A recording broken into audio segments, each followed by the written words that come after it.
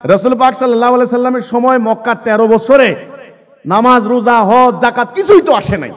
ওই টাইমে যে সাহাবীরা মারা গেছেন তারা কি নিয়ে গেছেন? লা ইলাহা ইল্লাল্লাহ। তাহলে জান্নাতের চাবি কি? লা ইলাহা ইল্লাল্লাহ। মুক্তির সনদ কি? লা ইলাহা ইল্লাল্লাহ। মানব জাতিকে ঐক্যবদ্ধ করার মূল মন্ত্র কি? লা ইলাহা ইল্লাল্লাহ। তা আমি বললাম ডক্টর মোহাম্মদ ইউনূস তিনি যখন মিটিং করেন উপদেষ্টা মন্ত্রী পরিষদে, শেখ হাসিনাও যখন মিটিং করছেন ওনার মাথার উপরেই তো ছিল লা ইলাহা ইল্লাল্লাহ মুহাম্মাদুর রাসূলুল্লাহ। তো লা ইলাহা ইল্লাল্লাহ বাস্তবায়ন হয়েছে? এরশাদ সরকার ক্ষমতায় এসে সংবিধান পরিবর্তন করে কি করলো? রাষ্ট্র ধর্ম হবে কি? ইসলাম। কিন্তু কোরআনের বিধান চলছে। যদি আগামীকালকে কোনো কারণে 180 কোটি মুসলমানকে যদি ঐক্যবদ্ধ করতে পারেন, দুনিয়া পরের দিন আপনাদের আনুগত্য করবে, ঠিক কিনা? সম্মানিত ভাইয়েরা, আপনারা ইসলামের নানান ধরনের বয়ান আপনারা শুনেছেন, শুনেননি? শুনেছেন। বিভিন্ন ফেরকার, বিভিন্ন মাযহাবের, বিভিন্ন ঘরানার আলেমদের বক্তব্য, ওয়াজ, মাহফিল আপনারা হর হামেশাই শুনছেন। কোন কোন আলেম বিদেশ থেকে একাধিক ডিগ্রি এনেছেন, কোন কোন আলেম দেশীয় কোনো মাদ্রাসায় লেখাপড়া করেছেন। আলেমদের একটা সাধারণ টাইটেল, এগুলি সকল আলেমের ক্ষেত্রে আছে প্রায়। কেউ হাফেজে কোরআন, কেউ আপনার হলো মুফাসসিরে কোরআন, কেউ মুহাদ্দিস মানে হাদিসের বিশেষজ্ঞ, কেউ তাফসীরের বিশেষজ্ঞ, আবার কেউ ফিকহ মানে ফকিহ, ইসলামের আইন শাস্ত্রের মাসালা মাসাইলের তিনি অভিজ্ঞ, আবার কেউ পুরো কোরআন হেফজ করেছেন একাধিকবার, হাফেজে কোরআন। তাইলে হাফেজে কোরআন, মুফাসসিরে কোরআন, মুহাদ্দিস, মুফতি, এরই মধ্যে অতিরিক্ত টাইটেল আছে কিন্তু মুফতি আজম,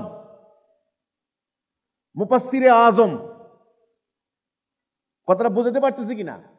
এরকম আছে কিন্তু। আল্লামা, আল্লামা শব্দের অর্থ হলো হাই স্কলার, বিরাট পণ্ডিত, বিশাল পণ্ডিত। এরকম আল্লামা সাধারণ জ্ঞানী না, কিন্তু উনি অনেক বিরাট জ্ঞানী।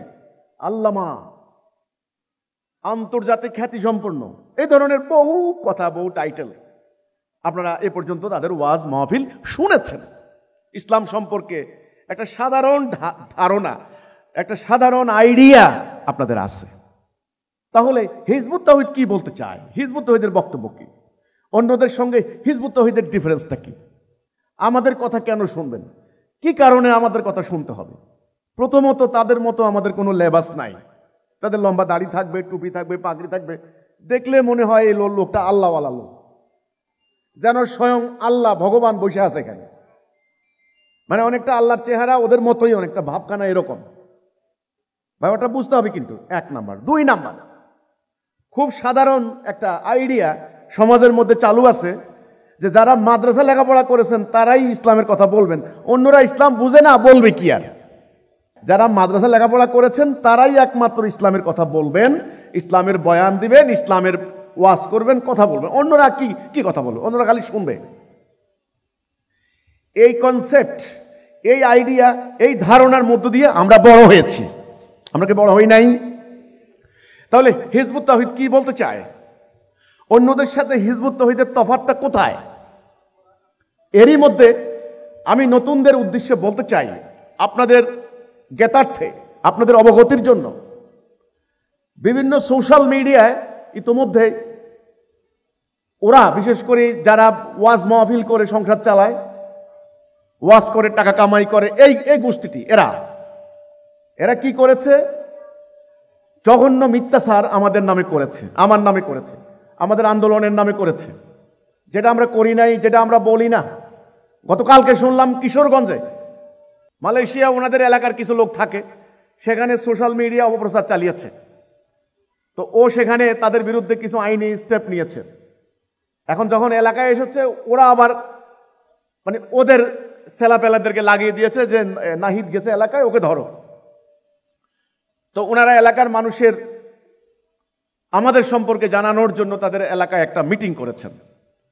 এবার মিটিং এর প্রচার করেছে কি, যে এরা এদের বাড়ির মধ্যে মূর্তি পূজা করেছে, দুর্গা পূজা করেছে। শুনেন, মানুষও বা কেমন এটা বিশ্বাস করতে পারলো যে এই প্রকাশ্যে জনসমক্ষে সাধারণ মানুষের ভিতরে দুর্গাপূজা করা যায়? কয় এটা নাকি দুর্গাপূজা করেছে। শুনেন, আমার বাড়িতে 2016 সালে হামলা চালিয়ে আমাদের 2টা সদস্যকে হত্যা করেছে, জবাই করে হত্যা করেছে। সে নির্মম পৈশাচিক ঘটনা সম্পর্কে আপনারা জানেন। আচ্ছা, হত্যাকাণ্ড ঘটনার আগে কিন্তু এমনি কিন্তু হত্যাকাণ্ড ঘটাতে পারে নাই। প্রায় 10-15 দিন থেকে তারা অপপ্রচার চালিয়েছে। ওখানে আমরা একটা মসজিদ বানাচ্ছিলাম, ওরা বলছে যে না, ওরা মসজিদ না, ওটা গির্জা, ওখানে পূজা করা হবে, ওখানে যিশু খ্রিস্টের মূর্তি রাখা হবে। এরা খ্রিস্টান, এরা বসাইয়া কবর দেয়, কালা কাপড় দিয়া মাটি দেয়, আস্তাগফিরুল্লাহ, কোরআন শরীফের উপর পাও দিয়ে এরা খ্রিস্টান বানায়। এই জঘন্য কথাগুলি এই হুজুরগুলো প্রচার করছে। ব্যাপারটা কিন্তু আপনাদের কাছে অবিশ্বাস্য মনে হতে পারে। এটা কিভাবে সম্ভব? হ্যাঁ সম্ভব, এটা করেছে। আমরা নিজেরা এটার এফেক্টেড, আমরা আক্রান্ত। আমরা নিজের চোখে দেখেছি, নিজের কানে শুনেছি, এবং নিজের জীবন থেকে আমরা আক্রান্ত হয়ে আমরা বুঝতে পেরেছি এদের চেহারা, আমরা বুঝতে পেরেছি। আপনারা এখনো বুঝেন নাই অনেকে। এত প্রচারণা, এত মিথ্যাচার, এত মিথ্যাচার। দেখেন দক্ষিণ ভারতের বিভিন্ন সোশ্যাল মিডিয়া, বিভিন্ন সাইটে, এটাকে বলা হয় পর্ন সাইট, বিভিন্ন অশ্লীল সাইট আছে, সেখান থেকে কাটিং করে এনে এনে এনে আমাদের নামে ফেসবুকে চালু করে দিচ্ছে। ওদের তো লক্ষ লক্ষ হাজার হাজার আপনার হলো ফলোয়ার আছে, এগুলি তারা প্রচার করছে। ওরা এখন ফেসবুকে গিজগিজ করে, সোজা কথা। এখন এই যে প্রচারণা, যে হিজবুত তাওহীদ দাঁড়িয়েছে, আস্তাগফিরুল্লাহ, হিজবুত তাওহীদ দাঁড়িয়েছে মানুষের ঈমান নষ্ট করার জন্য। হিজবুত তাওহীদ সাধারণ মানুষদেরকে আলেমদের থেকে আলাদা করতে চায়। হিজবুত তাওহীদ হলো ইয়াহুদিদের একটা চক্রান্ত ষড়যন্ত্র। হিজবুত তাওহীদ হলো রুশ ভারতের একটা দালাল। এই যে নানান ধরনের এই অপপ্রচার, এই প্রোপাগান্ডা, এই মিথ্যাচারের মোকাবেলায় আপনারা কিভাবে সত্যকে অবগুণ্ঠন করবেন, কিভাবে সত্যকে আনবেন্ড করবেন, কিভাবে আপনারা সত্যকে বের করে আনবেন, কিভাবে? অন্ধকারের কালো চাদর দিয়ে সত্যকে ঢেকে দিয়েছে। এখন চাদরটা সরিয়ে আপনি কিভাবে আনবেন? ওদের সামনে তো মাস্ক আছে, মাস্ক।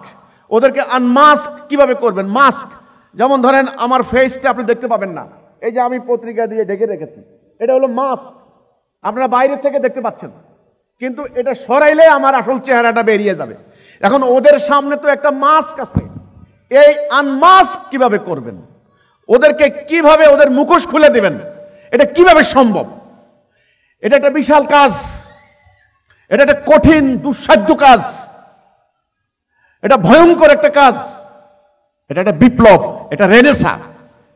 ঠিক আজ থেকে 1500 বছর আগে রাসূল আকরাম সাল্লাল্লাহু আলাইহি সাল্লাম আরবের জাহিলি সমাজে তিনি যখন আবির্ভূত হলেন, তিনি যখন দ্বীনের দিকে মানুষদেরকে দাওয়াত দিলেন, ঠিক এই পরিস্থিতি হয়েছিল।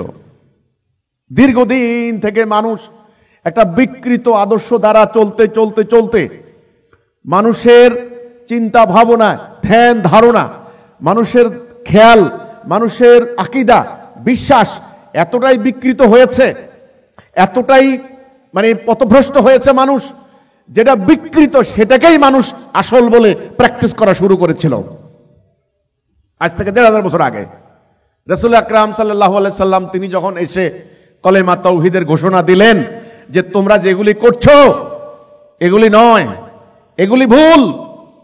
তোমাদের বাপ দাদারা যে প্র্যাকটিস করে গেছে, যে আকীদা পোষণ করে গেছে দ্বীন সম্পর্কে, ইসলাম সম্পর্কে, আল্লাহ সম্পর্কে, পরকাল সম্পর্কে, এটা ভুল।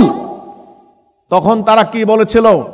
তারা বলেছিল এই আব্দুল্লাহর বেটা মুহাম্মদ সাল্লাল্লাহু আলাইহি সাল্লাম, মুহাম্মদ আমাদের ধর্ম ধ্বংস করতে আসছে, আমাদের বাপ দাদা 14 পুরুষ যেমনে গেছে আমরা অমনি যাব। একথা বলে নাই? ও মুরতাদ হইছে, মুরতাদ, ও মুরতাদ হইছে, মুরতাদ মানে ধর্মত্যাগী, মুরতাদ।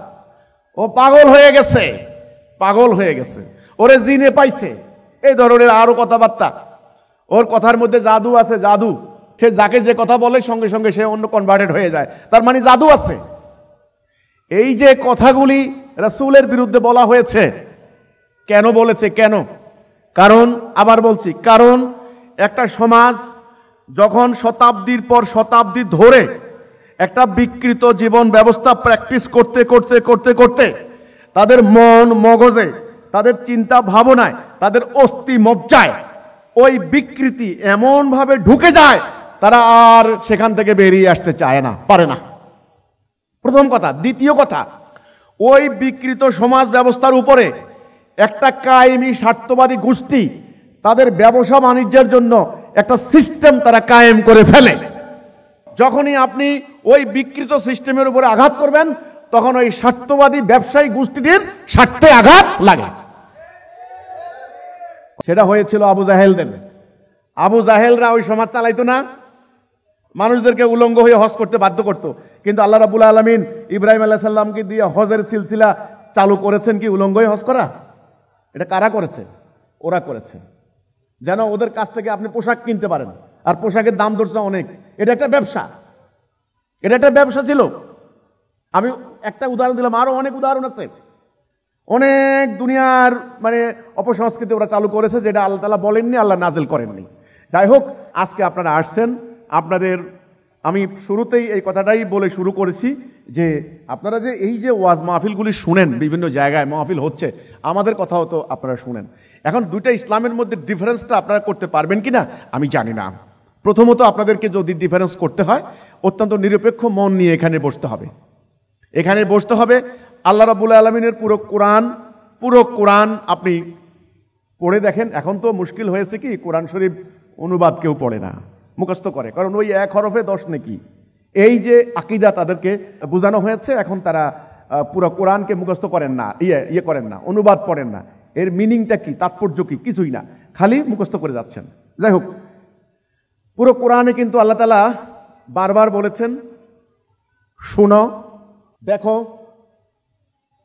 ব্রেন দিয়ে বিচার বিশ্লেষণ করো, হৃদয় দিয়ে উপলব্ধি করো।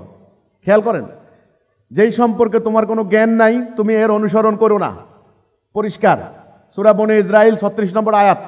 যেই সম্পর্কে তোমার কোনো জ্ঞান নাই অনুসরণ করো না, আগে জ্ঞান অর্জন করা। তাহলে জ্ঞান অর্জন করা হলো বিরাট। কোরআনের প্রথম আয়াতটা ইকরা বিসমি রাব্বিকাল্লাযী খালাক, পড়ুন আপনার প্রভুর নামে। তাইলে আগে পড়া মানে জানা, যে কোনো ব্যাপার আগে জানবেন, আগে বুঝবেন এটা কেন, এটা কি জন্য আমি করব। আমি একটা কথা বলি আপনাদেরকে আজকে, ইসলাম যুক্তির ধর্ম, ইসলাম অন্ধবিশ্বাসের জায়গা নয়। আল্লাহ রাব্বুল আলামিন নিজেই কোরআনে বলেছেন, আমি আসমান জমিন এত দুইয়ের মধ্যবর্তী যা সৃষ্টি করেছি আমি অনর্থক অহেতুক সৃষ্টি করি নাই। প্রত্যেকটার একটা উদ্দেশ্য আছে। ইসলামেরও একটা উদ্দেশ্য আছে, ইসলামের আমলগুলিরও একটা উদ্দেশ্য আছে। এই যে ভালো করে জেনে বুঝে, আল্লাহ বললেন যে না বুঝে কোনো কাজ করবা না, না বুঝে কোনো কাজ করবেন না, আগে বুঝবেন।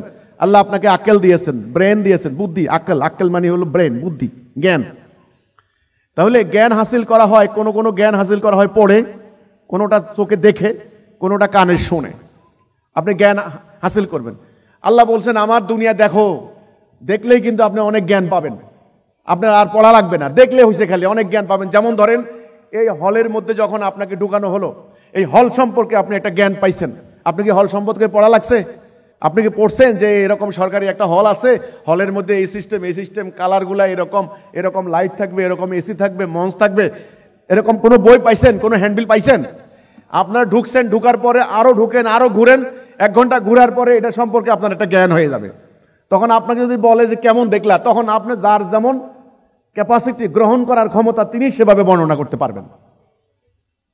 এই জন্যে কোনো কিছু শোনার আগে মনোযোগ দিতে হবে, কান খাড়া করে শুনতে হবে, দেখতে হবে, হৃদয় দিয়ে উপলব্ধি করতে হবে, ব্রেন দিয়ে চিন্তা ভাবনা করতে হবে। এটা হলো জ্ঞান। আগে জ্ঞান, তারপরে আমল। আমলের চিন্তা পরে করেন। নতুনদের উদ্দেশ্যে আমার প্রথম কথাগুলো হচ্ছে এটা। প্রথমে আমরা জানবো আমাদের মানুষ সৃষ্টির উদ্দেশ্য কি। আল্লাহ তাআলা কোরআনে কিন্তু প্রথমে নামাজ পড়ার কথা বলেননি, কোথাও না, কোথাও প্রথমে বলেন নাই যে নামাজ পড়ো, নো। বলছেন আগে ঈমান আনো, আগে ঈমান আনো। ঈমানটা আপনি কেন আনবেন, এর উদ্দেশ্য কি, ঈমানের অর্থ কি, এর উদ্দেশ্য কি, সেটা বোঝার আগে আপনি মানুষ সৃষ্টি সম্পর্কে আগে জানতে হবে। মানুষ সৃষ্টির উদ্দেশ্য না জানলে আপনি কিছুই জানবেন না। এটা হলো আমার প্রথম কথা। আমি অনুরোধ করব এই প্রথমে অংশটুকু, কারণ হলো জ্ঞান হলো একটা সিঁড়ির মতো। আমার আলোচনাগুলি যারা শুনেছেন তারা বুঝতে পেরেছেন। আপনি যদি এই অংশটা না বুঝেন, পরবর্তী অংশ বুঝবেন না। পরবর্তী অংশ না বুঝলে এর পরবর্তী অংশ কিন্তু আপনি বুঝবেন না। সর্বপ্রথম এখানে 3টা শব্দ, 3টা পরিভাষা।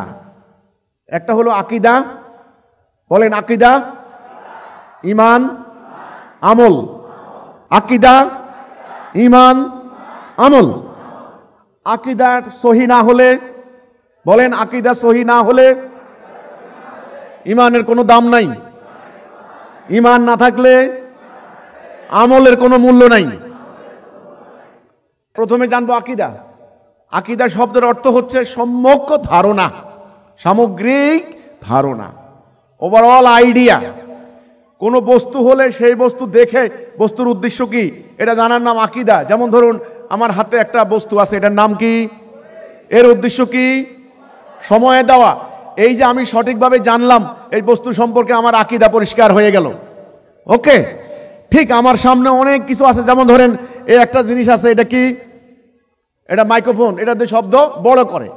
এখন কেউ যদি আপনাকে বলে যে এটা পকেটে রাখো, মানুষের মাথায় আঘাত করো, তাহলে এই সম্পর্কে ধারণা কি হলো? বস্তু সম্পর্কে ধারণা ভুল হলো। ধারণা ভুল হওয়ার কারণে এর উপরে যে আপনার বিশ্বাসটা হলো সেটা ভুল হয়ে গেল, তারপরে ব্যবহারটা কিন্তু ভুল হবে। এটাকে বলা হয়েছে শব্দ বড় করার জন্য আপনি মাথায় মারলেন, মানে ব্যবহার, আমল, কাজ। তাহলে ধারণাটা আগে, কনসেপ্টটা আগে। কনসেপ্ট দুই প্রকার, ধারণা দুই প্রকার। একটা হলো রিয়েল কনসেপ্ট, একটা হলো পারভার্টেড কনসেপ্ট, মানে রং কনসেপ্ট, মানে ভুল ভুল ধারণা। একটা সঠিক ধারণা, একটা ভুল ধারণা। ধারণার উপরে নির্ভর করে কাজ।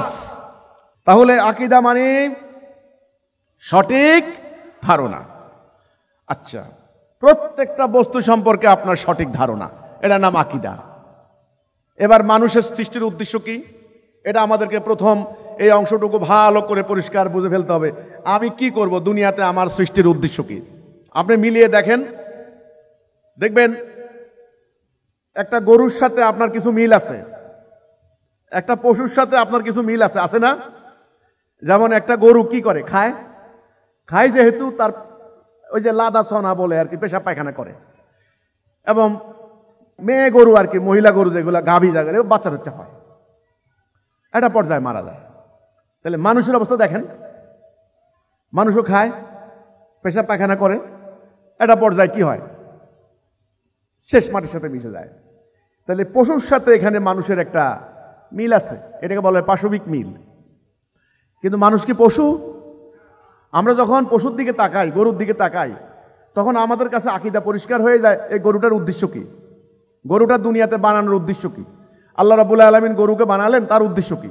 তার উদ্দেশ্য হচ্ছে সে খাবে, মোটা তাজা হবে, পুষ্ট হবে, আমি তার গোশত খাবো, বাস, তার চামড়া দিয়ে আমি জুতা বানাবো, উদ্দেশ্য হয়ে গেছে। আপনি একটা গাছের দিকে তাকান, গাছের উদ্দেশ্য কি? দেখবেন, আপনি বুঝবেন গাছে অক্সিজেন দিচ্ছে, গাছে আপনাকে লাকড়ি দিচ্ছে, জ্বালানি দিচ্ছে, গাছ দিয়ে আপনি ফার্নিচার বানাচ্ছেন, গাছের উদ্দেশ্য হয়ে গেল। তাহলে আপনি যেদিকে তাকাবেন দেখবেন কোনো না কোনো সৃষ্টির কোনো না কোনো একটা উদ্দেশ্য আছে। কিন্তু আপনার জীবনের উদ্দেশ্য কি? কেউ কি আপনাকে এই কথাটা বলেছে? নো। সারা জীবন মুসলমানদের মধ্যে যান, খালি বলেছে নামাজ পড়ো, নামাজ পড়ো, নামাজ পড়ো। আর হিন্দুদের মধ্যে যান, পূজা করো, পূজা করো, ঠাকুরদেরকে দুধ কলা দাও। খেয়াল করেন, কিন্তু আমাদের এখানে নামাজ পড়ো, নামাজ পড়ো, হুজুরদেরকে আদর যত্ন করো। আর ওদেরকে কি করো? মন্দিরে যাও, মূর্তি পূজা করো, আর ঠাকুরদেরকে দুধ কলা খাওয়াও। এই না শিখাইছে? এই শিখাইছে কিনা? কিন্তু জীবনের উদ্দেশ্য কেউ বলেছে আমাদের? নো। জীবনের উদ্দেশ্য মোস্ট ইম্পর্টেন্ট। জীবনের উদ্দেশ্য যদি আপনি না বুঝেন, তাহলে আপনার হোল লাইফ টাইম, পুরো জীবনটা আপনার ব্যর্থ হয়ে যাবে। কিন্তু ইসলাম একটা আদর্শের নাম। হিজবুত তাওহীদ কোনো ইস্যু ভিত্তিক কোনো রাজনৈতিক দল না। আজকে আপনাদেরকে নিয়ে গেলাম বাস ভরে, আপনি এই অমুক ভাই জিন্দাবাদ, তমুক ভাই জিন্দাবাদ, কতগুলি মিছিল টিছিল করে এবার আপনি এলাকা মানে রাস্তাঘাট গরম করে এসে আপনি চলে গেলে, নির্বাচন হইলো, বা শেষ। নো, হিজবুত তা নয়। হিজবুত তাওহীদ চলমান বিকৃত একটা ব্যবস্থার বিরুদ্ধে দাঁড়িয়েছে। এটা একটা বিপ্লব, এটা একটা কঠিন কাজ। সমাজের বিরুদ্ধে আপনি অবস্থান নিয়েছেন। এটা হলো সমাজকে এই বিকৃত গুণে ধরা, ভুল পথে পরিচালিত হওয়া, এই সমাজটাকে ভেঙে চুরে নতুন সমাজ নির্মাণের কারিগর। আগে ভালো করে বুঝতে হবে, 1 নাম্বার, আপনি কি চান, কতটুকু চান, ভালো করে বুঝতে হবে। 2 নাম্বার, বুঝার পরে নিজের চরিত্র সৃষ্টি করতে হবে। 2 নাম্বার, চরিত্র সৃষ্টি করা। 3 নাম্বার, ওই পরিবর্তনের জন্য প্রাণান্তকর লড়াই করতে গেলে আপনার পরীক্ষা আসবে, কষ্ট আসবে, অনেক কঠিন পরিস্থিতির আপনার সম্মুখীন হওয়া লাগবে।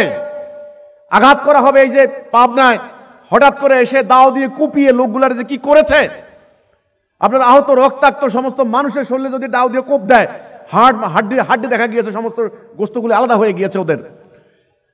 আপনার তাদের ফ্যামিলি দিনের পর দিন, এই যে সুজনের তখন বাচ্চা, তখন সুজনের ওয়াইফ তখন প্রেগনেন্ট, এর প্রথম বাচ্চা।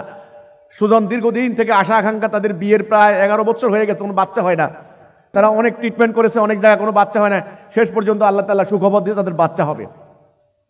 ঠিক বাচ্চারা যখন মায়ের পেটে 3-4 মাস কি 5 মাস, তখন ওই সুজনকে কুপিয়ে হত্যা করা হলো। এই সন্তান কিন্তু বাপকে জীবনে আর দেখবে না, বাপ ডাকা তো দূরের কথা, আর দেখবেই না। আমাদের সোনাইমণিতে যে ভাইকে শহীদ করা হলো, শহীদ রুবেল, এখন যে ছেলেটা ক্লাস 3-তে পড়ে, হুসাম ইবনে রুবেল, এই ছেলেটা তখন তার মায়ের পেটে তখন 3 মাস। ওই রুবেল রণাঙ্গনে যাওয়ার সময় বলে গিয়েছিল, আমার মন বলে আমার ছেলে হবে, আমার ছেলে সন্তান হবে। আমি আল্লাহর কাছে বলেছি, যদি আমার ছেলে হয় তাহলে আমার ছেলেকে আমার মতো করে বড় করবা। এই হচ্ছে হিজবুত তাওহীদের ইতিহাস। এই মানুষগুলি জীবন দিয়ে গেছে, এমনি এমনি না। তারা কি বুঝেছে, তাদের আত্মায় কি ঢুকেছে, ওই ঘটনায় যারা দেখেছে আমাদের পার্শ্ববর্তী, আমরা যখন এখন গিয়েছি, পাশের বাড়ির আমার কিছু লোক আছে, আত্মীয় স্বজন পরিচিত, ওরা আমাকে বলছে, মোল্লারা যখন ঘেরাও দিল, আমরা দেখলাম এই ছেলেগুলি বাঁচতে পারতো। পাশে ছিল পুকুরে ঝাঁপ দিলেই ওরা কিন্তু বেঁচে যায়, সাতটাই ওপারে চলে যেতে পারে, কিন্তু ওরা ঝাঁপ দেয় নাই। দেখলাম ওরা যতক্ষণ ওদের জীবন ছিল ততক্ষণ তারা লড়াই করেছে। আসলে এরা তো জীবন দেওয়ার জন্য গিয়েছে। তাহলে কতখানি আন্ডারস্ট্যান্ডিং, কতখানি আকীদা, কতখানি বুঝ হলে পরে একটা মানুষ এইভাবে তলোয়ারের সামনে টুকরা টুকরা হয়ে যেতে পারে। বিষয়টা সহজ নয়। আমাদের হিজবুত তাওহীদ, আমাদের অনেক ভাই বোন মাসের পর মাস, বছরের পর বছর জেল খেটেছেন। এমনও ফ্যামিলি আছে, পুরো ফ্যামিলি মিলে 2.5 বছর 3 বছর জেলখানায়, ফ্যামিলির কেউ নাই। আমাদের বাড়িতে আমরা যখন জেলখানায় গিয়েছি 2009 সালে, 2.5 বছর ঘরের মধ্যে ঘাস উঠে গিয়েছে, ঘাস ইন্দুরে বাসা বেঁধেছে, বাড়ি ঘর বিরান লুটপাট করে নিয়ে তারা সব জ্বালিয়ে দিয়েছে, কিছুই নাই। এই যে দিনের পর দিন নির্যাতন, নিপীড়ন, কষ্ট, জুলুম ইত্যাদি সহ্য করার মতো মানসিক শক্তি, আধ্যাত্মিক প্রেরণা, আপনার বুঝ, এটা লাগবে আপনার। আপনি বিরাট কাজ নিয়ে দাঁড়াইছেন, এটা কোনো প্রচলিত রাজনৈতিক দল না, এখানে একটা কর্মী সম্মেলন আমি আনলাম, আপনাদেরকে আগামী নির্বাচনের একটা রোড ম্যাপ দিয়ে দিলাম, আপনারা হই হুল্লোড় করে মিছিল করে চলে গেলেন। নো, নেভার, না, এটা অনেক কিছু বুঝার আছে। প্রথমে আপনার মানব সৃষ্টির উদ্দেশ্যটা আপনাকে ভালো করে বুঝতে হবে। আমাদের সৃষ্টির উদ্দেশ্য কি? আল্লাহ রাব্বুল আলামিন এই সমগ্র কিছু সৃষ্টি করলেন তার মহাপরিকল্পনার অংশ হিসাবে। তিনি এরাদা করলেন যে তিনি এমন একটা সৃষ্টি করবেন যেটা হবে তার খলিফা। তিনি সমস্ত মালায়েকদেরকে ডাকলেন, ফেরেশতাদেরকে ডাকলেন, ডাক দিয়ে বললেন, আমি দুনিয়াতে আমার খলিফা সৃষ্টি করতে চাই, তোমরা কি বলো? শব্দটা কিন্তু খলিফা। শব্দটা কি? খলিফা। অন্য কোনো শব্দ বলছেন আল্লাহ? বলেননি, খলিফা। ফেরেশতারা বলল যে আপনি এমন কিছু সৃষ্টি করবেন যারা দুনিয়াতে ফাসাদ করবে, সাফাকুদ্দিমা করবে। ফাসাদ সাফাকুদ্দিমা মানে হচ্ছে অন্যায়, অবিচার, রক্তপাত, যুদ্ধ, মারামারি ইত্যাদি করবে। আল্লাহ বললেন, আমি জানি তোমরা জানো না। তিনি নিজ হাতে বানালেন, নিজ হাতে মাটি দিয়ে, ঠনঠনা মাটি দিয়ে আদমকে বানালেন। আদমকে বানিয়ে তিনি ফেরেশতাদেরকে আবার বললেন, আমি যখন এর ভেতরে আমার রূহ ফুঁকে দেব, সবাই মিলে সেজদা করবা। সবাই মিলে সেজদা করলো, ইবলিস সেজদা করলো না। কে সেজদা করলো না? ইবলিস। ইবলিস সেজদা করলো না ওই আদমকে। আল্লাহ বললেন, ইবলিস তুই ওকে সেজদা করলি না কেন? ইবলিস বলে, ও হচ্ছে মাটি, আমি হচ্ছে আগুন। আল্লাহ বললেন, এখানে আর থাকতে পারবে না, এখান থেকে বেরিয়ে যাও। আমরা বলি আউযু বিল্লাহি মিনাশ শাইতানির রাজিম। আল্লাহ রাব্বুল আলামিন ইবলিসকে বিতাড়িত করে দিলেন। তখন ইবলিস বলে যে আল্লাহ তুমি আমাকে সুযোগ দাও, অবকাশ দাও, যে আমি ওকে তোমার পথে থাকতে দেব না। আল্লাহ বললেন, যা, তোকে আমি কিয়ামত পর্যন্ত সুযোগ দিলাম, অবকাশ দিলাম। তুই তোর অশ্বারোহী পদাতিক বাহিনী দ্বারা হামলা কর, তুই ওদের ধনে জনে শরিক হয়ে যা। তখন ইবলিস বলে, তুমি দেখবে তোমার অধিকাংশ বান্দাকে আমি এখান থেকে নিয়ে গেছি। আল্লাহ রাব্বুল আলামিন আমাদেরকে বানালেন খলিফা হিসাবে। কি হিসাবে? খলিফা হিসাবে। আমরা পৃথিবীতে কার খলিফা? আল্লাহর খলিফা। এই খলিফা শব্দের অর্থ হচ্ছে রিপ্রেজেন্টেটিভ, প্রতিনিধি, আল্লাহর প্রতিনিধি। কার প্রতিনিধি? আল্লাহর প্রতিনিধি। এই আল্লাহর প্রতিনিধিত্ব করাই হচ্ছে খেলাফতের কাজ। তাহলে প্রতিনিধির কাজ কি? মালিকের যে কাজ প্রতিনিধির সেই কাজ। মালিকের কি কাজ? বিশ্ব ব্রহ্মাণ্ডকে শাসন প্রশাসন করা, পরিচালিত করা। তাহলে প্রতিনিধির কাজ হবে কি? এই দুনিয়াকে পরিচালিত করা, দুনিয়াকে শাসন প্রশাসন করা। তাহলে আবার পরিষ্কার, আকীদা পরিষ্কার। মানুষ সৃষ্টির উদ্দেশ্য কি? মানুষ হচ্ছে আল্লাহর খলিফা। মানুষ কি? আল্লাহর খলিফা। এই কথাগুলি মুখস্থ করে ফেলবেন। মানুষ দুনিয়াতে আল্লাহর খলিফা। মানুষ দুনিয়াতে আল্লাহর খলিফা। দুনিয়াতে মানুষের মূল দায়িত্ব কি, ডিউটি কি? আল্লাহর খেলাফত করা। মানুষ যেন আল্লাহর খেলাফত করতে না পারে। শত্রুকে? ইবলিস। শত্রুকে? ইবলিস। তাহলে এখানে এই আলোচনার মধ্যে আমরা পরিষ্কার হয়ে যাই, আমাদেরকে সৃষ্টি করেছেন কে? আমাদের প্রভুকে, আমাদের মালিক, আমাদের খালেক আল্লাহ। বাস, আমরা ছিলাম না, আমাদের অস্তিত্ব ছিল না, আসমান জমিন গ্রহ নক্ষত্র কিছুই ছিল না। এগুলি কে সৃষ্টি করেছেন? আল্লাহ। আমাকে কে সৃষ্টি করেছেন? আল্লাহ। এই সব কিছুর সৃষ্টির পিছনে একটা উদ্দেশ্য আছে, আছে কি না? আছে। সেটা আল্লাহ কোরআনে বলছেন। সেটা হলো এই বনি আদমকে সার্ভিস দেওয়া, তাদেরকে সেবা করা। কথা পরিষ্কার? এখন বনি আদমের উদ্দেশ্য কি বলেন? আদমের উদ্দেশ্য কি? আল্লাহর খেলাফত। বিদ্যুতের উদ্দেশ্য, বিদ্যুৎ আদমকে সার্ভিস দিবে। এই বাতাস আদমকে সার্ভিস দিবে। বৃক্ষরাজি তরুলতা আদমকে সার্ভিস দিবে। মৎস্যকুল বিহঙ্গকুল আদমকে সার্ভিস দিবে। Oxygen, hydrogen, nitrogen, carbon dioxide আদমকে সার্ভিস দিবে। গ্র্যাভিটি আদমকে সার্ভিস দিবে। কিন্তু আদমের সার্ভিসটা কি? আল্লাহর প্রতিনিধিত্ব করা, আল্লাহর খেলাফত করা। কথা পরিষ্কার? যদি এটা আদম করতে পারে তখন আদম হয়ে গেল সৃষ্টির সেরা। তখন আল্লাহ বলছেন সূরা বাইয়িনা, খায়রুল বারিয়া। যদি আদম আল্লাহর হুকুম মানে, আল্লাহর খেলাফত করে, আল্লাহর ইবাদত করে, তবে সে হয়ে যাবে সৃষ্টির সেরা। এই পুরস্কার স্বরূপ পরকালে আল্লাহ তাকে জান্নাতে দাখিল করবেন। জান্নাত জাহান্নাম অন্য কোন সৃষ্টির জন্য নয়, এই আদম আর জিন, মানে মানুষ আর জিন, আর কিছুর জন্য নয়। তাহলে এখন আসেন, আমরা এই অংশটুকু বুঝলাম। আমাদের সৃষ্টির উদ্দেশ্য কি? আল্লাহর খেলাফত। এখন আল্লাহর খেলাফত কিভাবে করব সেটা নিয়ে আমি পরের ধাপে আমি যাব, এ কথাটুকু মনে থাকতে হবে। ঠিক আছে? যদি আমরা আল্লাহর খেলাফত না করি, আমাদের সৃষ্টির উদ্দেশ্য কি? ব্যর্থ। আমাদের সৃষ্টির উদ্দেশ্য কি? আপনি যাই করেন কোনো লাভ নাই আল্লাহর খেলাফত যদি না করেন। এ ফাঁকে একটা কথা জিজ্ঞাসা করি, এখন দুনিয়াতে মানুষ কার খেলাফত করছে? ইবলিসের। তাহলে যেহেতু ইবলিসের খেলাফত করছে, সেহেতু এই মানুষের ব্যক্তিগত কোনো বিশ্বাসের আর কোনো মূল্য নাই। ব্যক্তিগত বিশ্বাসের কোনো মূল্য নাই। এই অংশটুকু মনে থাকবে? ওকে। দ্বিতীয় স্টেপ, আল্লাহ রাব্বুল আলামিন পরিকল্পনা শুরু, মানে শুরুতে আগে থেকেই উনি কিন্তু স্টার্ট। মাকে বানালেন, মাকে বানালেন, বাবা মা দুইজনকে বললেন এই জান্নাতে থাকো, যা খুশি খাও, একটা নিষেধ, ওই গাছের নিকট যাবে না। শয়তান প্ররোচিত করলো, ওনারা গেলেন। যাওয়ার পরে কি হলো? কোরআন বলছে তাদের লজ্জাস্থান অনাবৃত হয়ে পড়লো। তারা জান্নাতের পাতা দ্বারা নিজেদের লজ্জাস্থান হেফাজত করতে লাগলেন।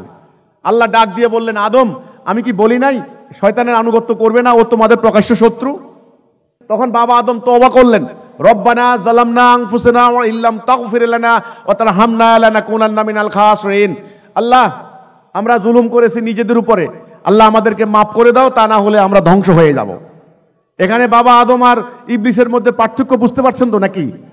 ইবলিস তওবা করে নাই। ইবলিসকে যখন ডাক দিল যে তুই সেজদা করলি না কেন, সে যদি বলতো যে আল্লাহ ভুল হয়ে গেছে মাফ করে দাও, খেলা ওখানেই শেষ, খেলা ওখানেই শেষ। তো কিন্তু ইবলিস কিন্তু বলছে নো, আমি রাইট, আমি প্রমাণ দেব এই তোমার এই সৃষ্টির উদ্দেশ্য ঠিক ছিল না। এটা হলো আসলে মহাপরিকল্পনা। যাই হোক, কিন্তু আদম আলাইহিস সালাম বললেন কি আল্লাহ মাফ করে দাও, ভুল হয়ে গেছে। তখন আল্লাহ বললেন ঠিক আছে, ওকে, তোমাকে মাফ করে দিলাম, তবে এখানে আর থাকতে পারবে না, এখান থেকে নামিয়ে যাও। কোথায় নামিয়ে আসলাম? এই পৃথিবীতে। এই পৃথিবী আসার ক্ষেত্রে একটা আকীদা পরিষ্কার বুঝতে হবে। এখানে আল্লাহ বললেন যে ওখানে যাও, বংশবৃদ্ধি করো, কিছু কালের জন্য তোমাদের জীবিকা রইল। দেখেন, কিছু কাল, দুনিয়াটা কিছু কালের জন্য, এটা আমাদের চিরস্থায়ী বাড়ি নয়। এই আকীদা ভালো করে বুঝতে হবে। এখানেই বর্তমানের পাশ্চাত্য দর্শন আর ইসলামিক দর্শনের মধ্যে ডিফারেন্স হয়ে যায়। কিন্তু আপনারা জানেন যে বর্তমানে পাশ্চাত্য দর্শন একটা আইডিয়া থ্রো করেছে যে পরকাল বলতে কিছু নাই, পরকাল বলতে কিছু নাই, এই দুনিয়ায় সব কিছু। ঠিক আছে, পরকাল এটা একটা ধারণা, এটা একটা কল্পকাহিনী, এটা একটা উপন্যাসের একটা মিথ, একটা পৌরাণিক গল্প, এটা প্রাচীন যুগের একটা গল্প। পরকাল, পরকালে মানুষদেরকে এখানে ভয় ভীতি দেওয়ার জন্য, এখানে কন্ট্রোল করার জন্য জান্নাতের মানে লোভ দেখানো হয়েছে, জাহান্নামের ভয় দেখানো হয়েছে। এগুলি আসলে বলতে কিছু নাই, এটা বাস্তবতা নাই। এই যে পরকালকে অস্বীকার করার যে একটা প্রবণতা, এটা কিন্তু পাশ্চাত্য দর্শন কিন্তু এখন সেগুলো ব্যাপক প্র্যাকটিস হচ্ছে। সেই দর্শন দ্বারা প্রভাবিত হয়ে আমাদের মুসলিম বিশ্বও কিন্তু দুর্ভাগ্যজনক তাদের শিক্ষায় শিক্ষিত হয়ে একদল শিক্ষিত লোক তাদের সেই দর্শন বিশ্বাস করছে। কিন্তু আল কোরআন আমাদেরকে কি বুনিয়াদী শিক্ষাটা দিচ্ছে, সেটা হচ্ছে আল্লাহ বলছেন কিছু কালের জন্য তোমাদের জীবিকা রইল। তাহলে দুনিয়াটা কিন্তু আমার পরীক্ষা ক্ষেত্র। দুনিয়াটা কি পরীক্ষা ক্ষেত্র, আমার কিন্তু পার্মানেন্ট না, আমি চিরস্থায়ী না, আমাকে চলে যেতে হবে আল্লাহর কাছে। এই জন্য কেউ মারা গেলে আমাদেরকে বলা হয় ইন্না লিল্লাহি ওয়া ইন্না ইলাইহি রাজিউন, আমি আল্লাহ থেকে এসেছি, আবার ওখানে চলে যাব। এটা আমাকে প্রতি মুহূর্তে মনে করিয়ে দেওয়া হচ্ছে। আবার ওই যে মাটুর মারি দেওয়ার সময় দেখেন পরে মিনহা খালাকনাকুম পড়ে না, এখান থেকে তোমাকে তৈরি করা হয়েছে, আবার এখানে তোমাকে ফেরত দেওয়া হবে, আবার তোমাকে এখান থেকে উত্থান ঘটানো হবে। এই যে ব্যাপারগুলি, এগুলি আমাদের বুনিয়াদি, আমাদের কনসেপ্ট, এটার উপরে নির্ভর করছে আপনি পরকালের প্রতি কতখানি বিশ্বাস করেন। আপনার সারা জীবনের কর্মপ্রবাহ, কার্যাবলী নিয়ন্ত্রিত হবে এই বুনিয়াদি বিশ্বাসের উপরে। তাহলে দুনিয়াতে আমরা আসলাম, দুনিয়াটা আমাদের জন্য পরীক্ষা ক্ষেত্র। দুনিয়াটা কি? দুনিয়াটা কি? পরীক্ষা ক্ষেত্র। পরীক্ষার হলে কি কেউ ঘুমায়? প্রতিটা মিনিট কিছুক্ষণ পর পর সময় দেখে কখন আমার সময় শেষ হয়ে যাবে। সে জানে ঘন্টা বাজবে, 3 ঘন্টা পর আমার কাগজ নিয়ে যাবে। এখন পরীক্ষার খাতার মধ্যে কি লিখবেন, ভালো লিখবেন না মন্দ লিখবেন না গালি লিখবেন, আপনার ব্যাপার। কিন্তু ফলাফল ঘোষণার দিন প্রমাণিত হবে আপনি হাসবেন না কাঁদবেন, ঠিক কি না? আমাদের ফলাফল ঘোষণার দিন কোন দিন? হাসরের ময়দান। সেদিন কোন দিন? হাসরের ময়দান। আল্লাহ বলছেন যারা নেককার তাদেরকে ডান হাতে আমলনামা দেওয়া হবে, যারা বদকার তাদেরকে বাম হাতে আমলনামা দেওয়া হবে। সেদিন আমলনামা পড়ে বান্দা বলবে, ও মা, এটা কেমন ধরনের বই, যেটা ছোট্টখাট্টো বড় কোনো কিছুই তো বাদ দেয় নাই, এটা কি আশ্চর্য ব্যাপার, এত গোপনীয় কাজ আমি করলাম, এটা কিভাবে রেকর্ড করলো সেখানে? আল্লাহ বলবেন পাপীদেরকে, দেখো আমার ফেরেশতারা কোনো ভুল করেছে কিনা। বলছে না আল্লাহ, কোনো ভুল নাই, একেবারে নিখুঁত রেকর্ড, অডিও ভিডিও সহ এই হাসরের দিন আপনার সামনে। তখন আল্লাহ বললেন, আজ তোমার আমলনামা পড়ার জন্য তুমি যথেষ্ট, তোমার বিচার করার জন্য তুমি যথেষ্ট, তুমি বলো তোমার জায়গা কোথায় এখন। সেদিন মানুষের কোনো কথা থাকবে না। আল্লাহ কোরআনে বলছেন সেদিন কারো কৈফিয়ত গ্রহণ করা হবে না, কারো উজুর আপত্তি গ্রহণ করা হবে না, একজন আরেকজনের উপর দোষ চাপালেও একজনের দায় আরেকজনকে পাকড়াও করা হবে না, কোনো সুপারিশ গ্রহণ করা হবে না। তাহলে পরীক্ষার জায়গা, দুনিয়াটা কিসের জায়গা? পরীক্ষার জায়গা। খুব সাবধান ভাই, পরীক্ষা যদি ঠিক মতে প্রশ্ন না বুঝেন, অ্যান্সার যদি দিতে না পারেন, জিরো, একেবারে গোল্লা একটা পাবেন, আন্ডা বলি আমরা। তাহলে আগে প্রশ্ন বুঝা। পরীক্ষার হলে কি করতে হয়? আগে প্রশ্ন বুঝতে হয় যে কর্তৃপক্ষ আমার কাছে কি জানতে চেয়েছে। বলেছে লেখো গরুর রচনা, আপনি লিখলেন গরুর রচনা, ঠিক আছে, গরুর রচনা লিখে আপনি এবারে বিড়ালের রচনা শুরু করে দিলেন। আপনি বললেন বিড়াল একটি উপকারী প্রাণী, তার 4টা ঠ্যাং আছে, 2টা কান আছে, বিড়ালের মাংস খুব মজা, বিড়াল আমরা খাই, বিড়ালের দুধ খেয়ে আমরা পুষ্ট হই, ইত্যাদি ইত্যাদি। আসলে আপনাকে বলতে বলা হয়েছে গরুর রচনা লেখো, আপনি বিড়ালের রচনা শুরু করে দিয়েছেন। আপনি আসলে ভালো করে বুঝেন নাই, প্রশ্নটা বুঝেন নাই। তাহলে কি হবে? প্রশ্নটাকে বুঝতে হবে। কি প্রশ্ন? আল্লাহ তাআলা দিয়েছেন প্রশ্ন, কি করতে হবে, কি অ্যান্সার দিতে হবে। এই জন্য কোরআনে বলেছেন সূরা বনী ইসরাইল 17 নম্বর সূরা 37 নম্বর আয়াত, যে সম্পর্কে তোমার কোনো জ্ঞান নাই তুমি এর অনুসরণ করো না, আগে জানো। তাহলে আবার বলি দুনিয়া সম্পর্কে এই অংশটুকু দ্বিতীয় অধ্যায়, আমি প্রথম অধ্যায় কিন্তু আলোচনা করে ফেললাম, দ্বিতীয় অধ্যায় আলোচনা হচ্ছে এখন। সেটা হচ্ছে এই দুনিয়ার আমরা কিভাবে নেব, দুনিয়াটা কি হেসে খেলে আনন্দ ফুর্তি করে, হ্যাঁ মজা করে ফান ফুর্তি করে, ওই যে ইদানিং পোলা ভাই ওই যে ফান ফুর্তি করে সারাদিন, ফান ফুর্তি করে মজা করে দুনিয়া কাটিয়ে দেব? তাহলে দুনিয়া আমার জন্য পরীক্ষা ক্ষেত্র। দুনিয়ার প্রতিটা সেকেন্ড প্রতিটা মিনিট আমার জন্য মোস্ট ইম্পর্টেন্ট। এই জন্য যারা এই আকীদা বুঝবে না তারা আত্মহত্যা করবে, আর যারা আকীদা বুঝবে তারা কোনোদিন আত্মহত্যা করবে না। তারা এই মানব জীবন পাওয়াটা তার জন্য মহা সৌভাগ্য। দুটা জিনিস আমি বলি, কখনো আফসোস করবেন না। এক, কার ঘরে জন্ম নিয়েছেন, রিক্সাওয়ালার ঘরে নাকি সচিবের ঘরে, না আফসোস করেন না।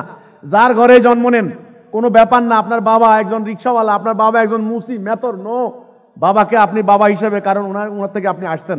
কার ঘরে জন্ম নিছেন এটা চিন্তা করবেন না। এক। দুই, কোন দেশে কোন মাটিতে জন্ম নিছেন চিন্তা করবেন না।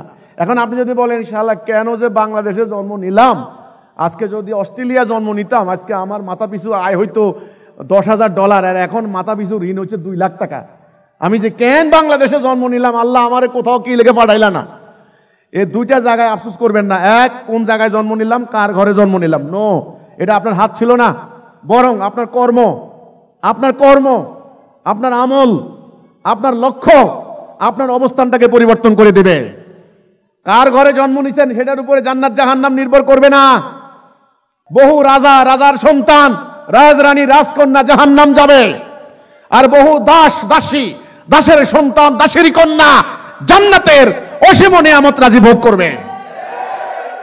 হিজবুত তাওহীদের কোনো হতাশা আছে? হতাশা থাকবে না। আপনি আল্লাহর খলিফা, এই দুনিয়াতে আপনার কাজ আল্লাহর খেলাফত করা। আপনি কে আপনার উপর রাগ করলো, কে আপনার উপর খুশ করলো, এটা দেখার বিষয় না। মনে রাখবেন প্রতিটা মুহূর্ত আপনার জন্য গুরুত্বপূর্ণ। একটা মুহূর্ত আপনি অলস অকর্মণ্য কাটাবেন না, নষ্ট করবেন না, অবহেলায় ধ্বংস করবেন না। এই দিন কিন্তু শেষ হয়ে যাবে। আপনি যে মানব জীবন পাইছেন এটাই আপনার জন্য বিরাট সৌভাগ্য।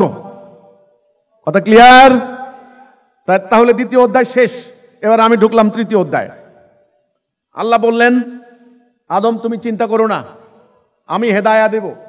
ফাইম্মা ইয়াতিয়ান্নাকুম মিন্নি হুদা ফামান তাবিআ হুদায়া ফালা খাউফুন আলাইহিম ওয়া লাহুম ইয়াহজানুন। পরিষ্কার কোরআনের আয়াত, সূরা বাকারাতে আছে। বাবা আদম মা হাওয়া যখন দুনিয়াতে চলে আসলেন, এখন সন্তান প্রসব হবে মা হাওয়ার, আমরা সংখ্যা বাড়বো দুনিয়াতে, এটা আল্লাহর পরিকল্পনা। আমরা আসবো দুনিয়াতে। তখন বাবা আদম টেনশনে পড়ে গেলেন যে আমার সন্তানের, আমার বাচ্চা কাচ্চার কি অবস্থা হবে। ইবলিস তো ও বলেছে সে কিন্তু ডাইনে বামে থাকবে, আমার সন্তানদেরকে তো অবস্থা খারাপ হয়ে যাবে।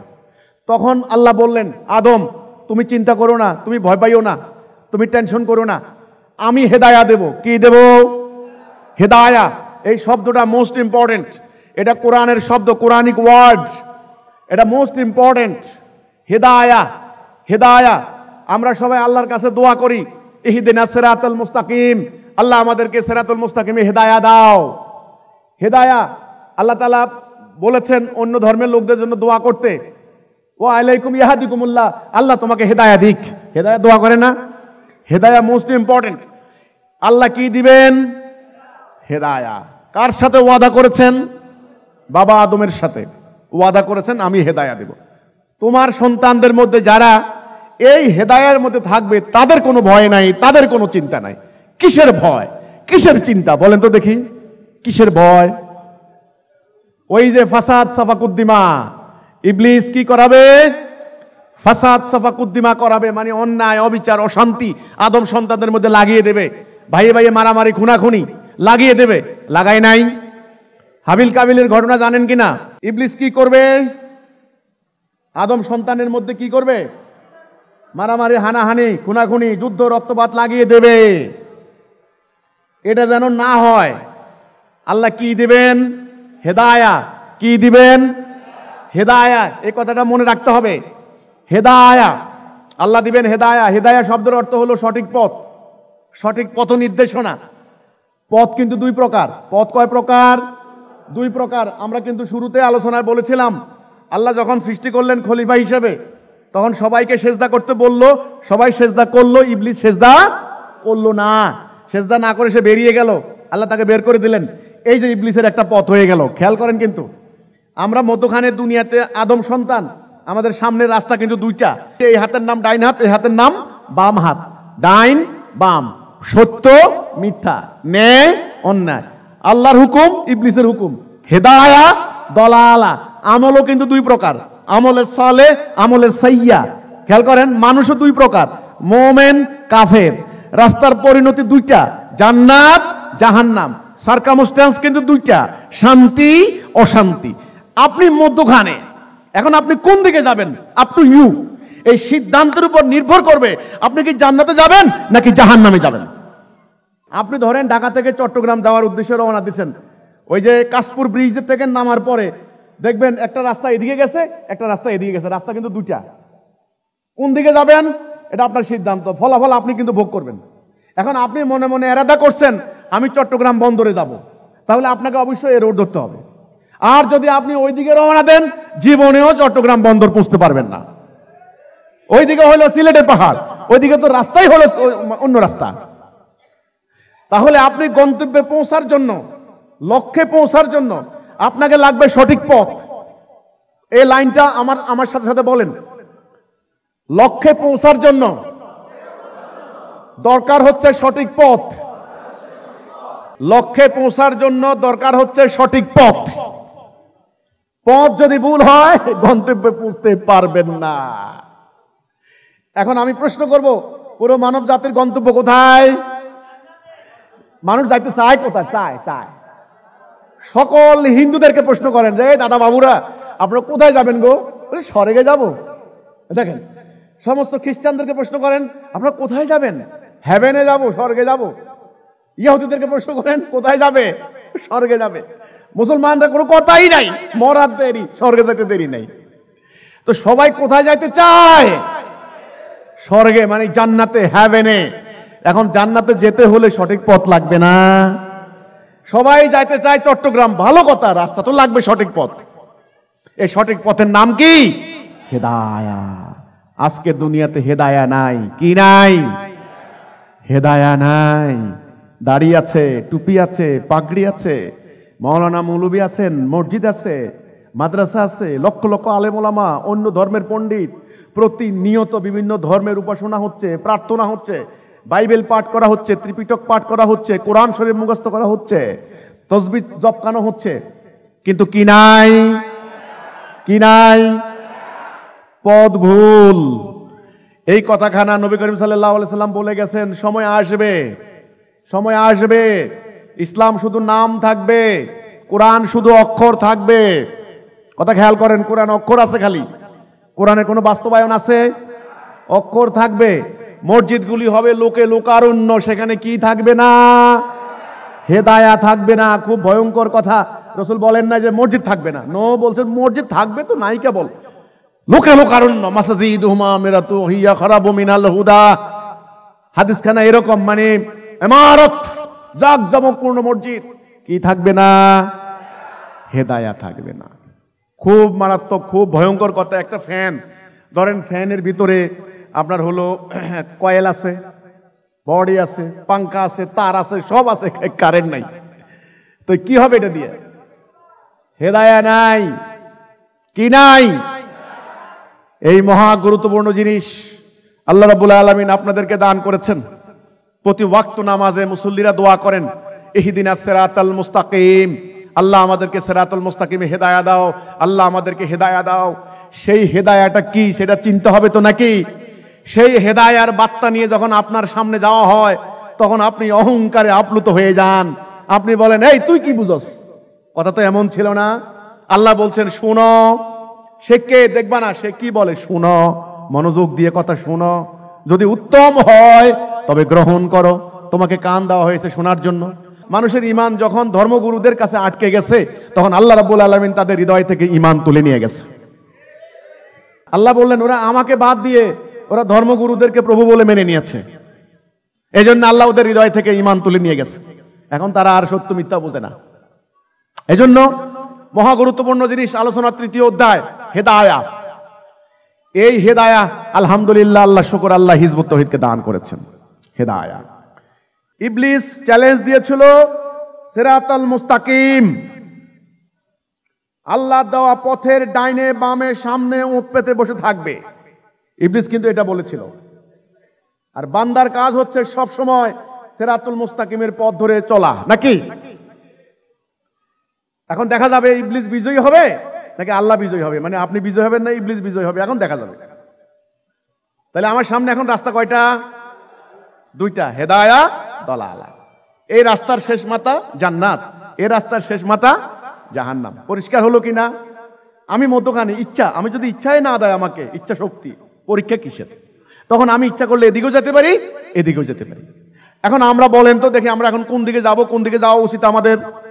আমরা সিদ্ধান্ত নেওয়ার ক্ষেত্রে, আমরা আমাদের জীবন পরিচালিত করার ক্ষেত্রে, আমাদের ব্যক্তি জীবন, রাষ্ট্রীয় জীবন, সামাজিক জীবন, অর্থাৎ মানব জীবন, এক কথা এটার নাম মানব জীবন, এটা পরিচালিত করার ক্ষেত্রে আমরা কার বিধান মানব, কার আনুগত্য করব, কার খেলাফত করব?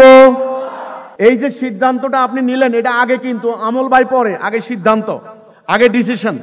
আমি ডিসিশন নিলাম আমার জীবনের পরিচালনা করার ক্ষেত্রে, কারণ আমাকে সৃষ্টি করছেন আল্লাহ, আমি আবার যাব আল্লাহর কাছে, আমি তো এমনি এমনি আসি নাই। ওকে, কাজে যিনি আমাকে সৃষ্টি করেছেন আমি তার হুকুম মানবো, তার আনুগত্য করব, তার খেলাফত করব। এই সিদ্ধান্তটা যখন আপনি নিলেন, তখন আপনাকে আল্লাহর সাথে একটা অঙ্গীকার করতে হবে, একটা অঙ্গীকার করতে হবে, আল্লাহর সাথে একটা চুক্তি করতে হবে। এই চুক্তিটার নাম হচ্ছে ঈমান। লা ইলাহা ইল্লাল্লাহ, লা ইলাহা ইল্লাল্লাহ, এটাই হলো কালেমাতুত তাইয়্যিবা, এটার নাম কালেমাতুত তাওহীদ, একত্ববাদের ঘোষণা। এই যে ডিসিশনটা, লা ইলাহা ইল্লাল্লাহ, লা মানি মানি না। এই যে এতক্ষণ তো বুঝতেন আশা করি না, ইবলিসের তৈরি, মানুষের তৈরি কোন বিধান যেটা আল্লাহ ইলা নন, আল্লাহর হুকুমের পরিপন্থী, আমি কোনো কিছু মানি না। এই জন্য আগে লা, আগে কি লা, লা মানি মানি না, লা ইলাহ মানি না কোন ইলাহ ইল্লাল্লাহ, আল্লাহ ছাড়া। অন্য সকল কিছুকে অস্বীকার করে শুধু আল্লাহর আনুগত্য করার নামই হচ্ছে ঈমান। চলে আসলাম আমি চতুর্থ অধ্যায়, ঈমান অধ্যায়। এটাই হেদায়া, সঠিক পথ। মানব জাতি কোন দিকে যাবে? তাহলে এলাহা কয়টা? এলাহা কয়টা? এলাহা মানে কি? এই যে মুসলমানদের আজকের সর্বনাশা কারণ, মুসলমানদের সংখ্যা কত? 200 কোটি। 200 কোটি এখন বর্তমান, কেউ বলে 180 কোটি, আমি হিসাব করে দেখছি প্রায় 200 কোটি হয়ে যায় মুসলমান। মুসলমান কত কোটি? 200 কোটি। আজকে পৃথিবীতে নিপীড়িত মুসলমান, উদ্বাস্তু মুসলমান প্রায় 80,000 ফিলিস্তিনিদেরকে হত্যা করার পর এখন তারা সিজ ফায়ার করেছে, মানে যুদ্ধবিরতি। কিচ্ছু নাই, ধ্বংস হয়ে গেছে, কিচ্ছু নাই। মুসলমানদের এই পরিণতি কেন? কি কারণ? এই একটা মেইন কারণ, এখানে কলেমার ভুল অর্থ। লা ইলাহা ইল্লাল্লাহ মানে হচ্ছে আল্লাহ ছাড়া আমি কারো হুকুম বিধান মানব না। সেখানে কলেমার অর্থ শেখানো হয়েছে লা ইলাহা ইল্লাল্লাহ মানে আল্লাহ ছাড়া কোনো উপাস্য নাই। এলাহা মানে উপাস্য নয়। এলাহা মানে হলো তিনি সেই সত্তা যার আদেশ মানতে হবে, তার আনুগত্য করতে হবে, তিনি হচ্ছেন এলাহ। মানে আমার রাষ্ট্র কেমনে চলবে, দুনিয়া কার হুকুমে চলবে, হুকুমদাতা, বিধানদাতা, এটার নাম এলাহ। তাহলে লা ইলাহা ইল্লাল্লাহ ঘোষণার অর্থ হচ্ছে আমি আল্লাহর আনুগত্য ছাড়া কারো আনুগত্য করব না, আল্লাহর হুকুম ছাড়া কারো হুকুম মানব না, আল্লাহর বিধান ছাড়া কারো বিধান মানব না। এটা হচ্ছে লা ইলাহা ইল্লাল্লাহর ঘোষণা, এটা ঈমান। তারপরে আমল, এগুলো পরে। এতক্ষণ আলোচনা করলাম এটা আকীদা। আকীদা মানে উদ্দেশ্য, আমাদের মানব সৃষ্টির উদ্দেশ্য। এখন ঢুকছি আমি ঈমানের মধ্যে, চতুর্থ অধ্যায় এটা ঢুকলাম। ঈমান, আদম আলাইহিস সালাম থেকে শুরু করে শেষ নবী পর্যন্ত আল্লাহ রাব্বুল আলামিন সব নবীকে এই ঈমানটা দিয়েছেন, এই কলেমা দিয়েছেন। বাবা আদমের কলেমা ছিল লা ইলাহা ইল্লাল্লাহ, আদম সফিউল্লাহ। ইব্রাহিম আলাইহিস সালামের কলেমা ছিল লা ইলাহা ইল্লাল্লাহ, ইব্রাহিম খলিলুল্লাহ। সকল নবীকে আল্লাহ কি দিয়েছেন? হেদায়া কি? লা ইলাহা ইল্লাল্লাহ, আল্লাহর আনুগত্য ছাড়া কারো আনুগত্য না করা, এই অঙ্গীকার। আল্লাহ বলেছেন যারা, যে বান্দা আল্লাহর সাথে এই অঙ্গীকার করবে যে আল্লাহ ছাড়া কারো আদেশ মানবে না, কারো আনুগত্য করবে না, আল্লাহ অঙ্গীকার করেছেন তাকে আল্লাহ বিনা হিসেবে জান্নাত দান করবেন, জান্নাত দিবেন, সমস্ত গুনাহ মাফ। শুধুমাত্র তাওহীদ, তাওহীদের ঘোষণা। মান কালা লা ইলাহা ইল্লাল্লাহ ফাদাখালাল জান্নাহ, যে বলল লা ইলাহা ইল্লাল্লাহ সে জান্নাত যাবে। আবু যর গিফারি থেকে বর্ণিত হাদিস। আবু যর বলছেন, ইয়া রাসূলুল্লাহ, সে যদি চুরি করে, ব্যভিচার করে, রাসূল বলছেন চুরি ব্যভিচার করলেও 3 বার, 3 টাইমস, চতুর্থবার বলছেন আবু যহরের নাক মাটিতে ঘষে দিলেও সে জান্নাত যাবে। তাহলে কত বড় সাংঘাতিক একটা কথা যে লা ইলাহা ইল্লাল্লাহ বললে সমস্ত গুনাহ মাফ। এটা কি তাহলে? এই কলেমাটা কি? সকল নবীরা আসছেন এই কলেমা নিয়ে। নবী রাসূল আসার ধারাবাহিকতায় শেষ নবী, আমাদের নবী, বিশ্ব নবী হযরত মুহাম্মদ মুস্তাফা সাল্লাল্লাহু আলাইহি ওয়াসাল্লাম, তিনিও আসছেন এই তাওহীদ নিয়ে, এই কলেমা নিয়ে, এই ঈমান নিয়ে, ঈমানের দাবি নিয়ে, ঈমানের ঘোষণা নিয়ে। আসলে বান্দার সামনে রাস্তা কিন্তু দুইটা। বান্দা কি আল্লাহর আনুগত্য করবে না ইবলিসের আনুগত্য করবে? আল্লাহর কথা হলো, হে বান্দা আমার আনুগত্য করো, আমার ইবাদত করো, ওইদিকে যাইও না। এই জন্য তুমি আগে আমার সাথে একটা অঙ্গীকার করো, ওই রাস্তায় তুমি যাইবে না। এটার নাম লা ইলাহা ইল্লাল্লাহ। তো আমাদের শেষ নবী এই কলেমা তাওহীদ নিয়ে এসেছেন। তাহলে ইসলামের শুরুটা কি দিয়া? ঈমান দিয়া নাকি আমল দিয়া? ইসলামের শুরুটা কি দিয়া? ঈমান দিয়া। এখন আমাদের কলেমা হবে লা ইলাহা ইল্লাল্লাহ মুহাম্মাদুর রাসূলুল্লাহ। আমরা কি মুসা আলাইহিস সালামের উম্মত? না। ঈসা আলাইহিস সালামের উম্মত?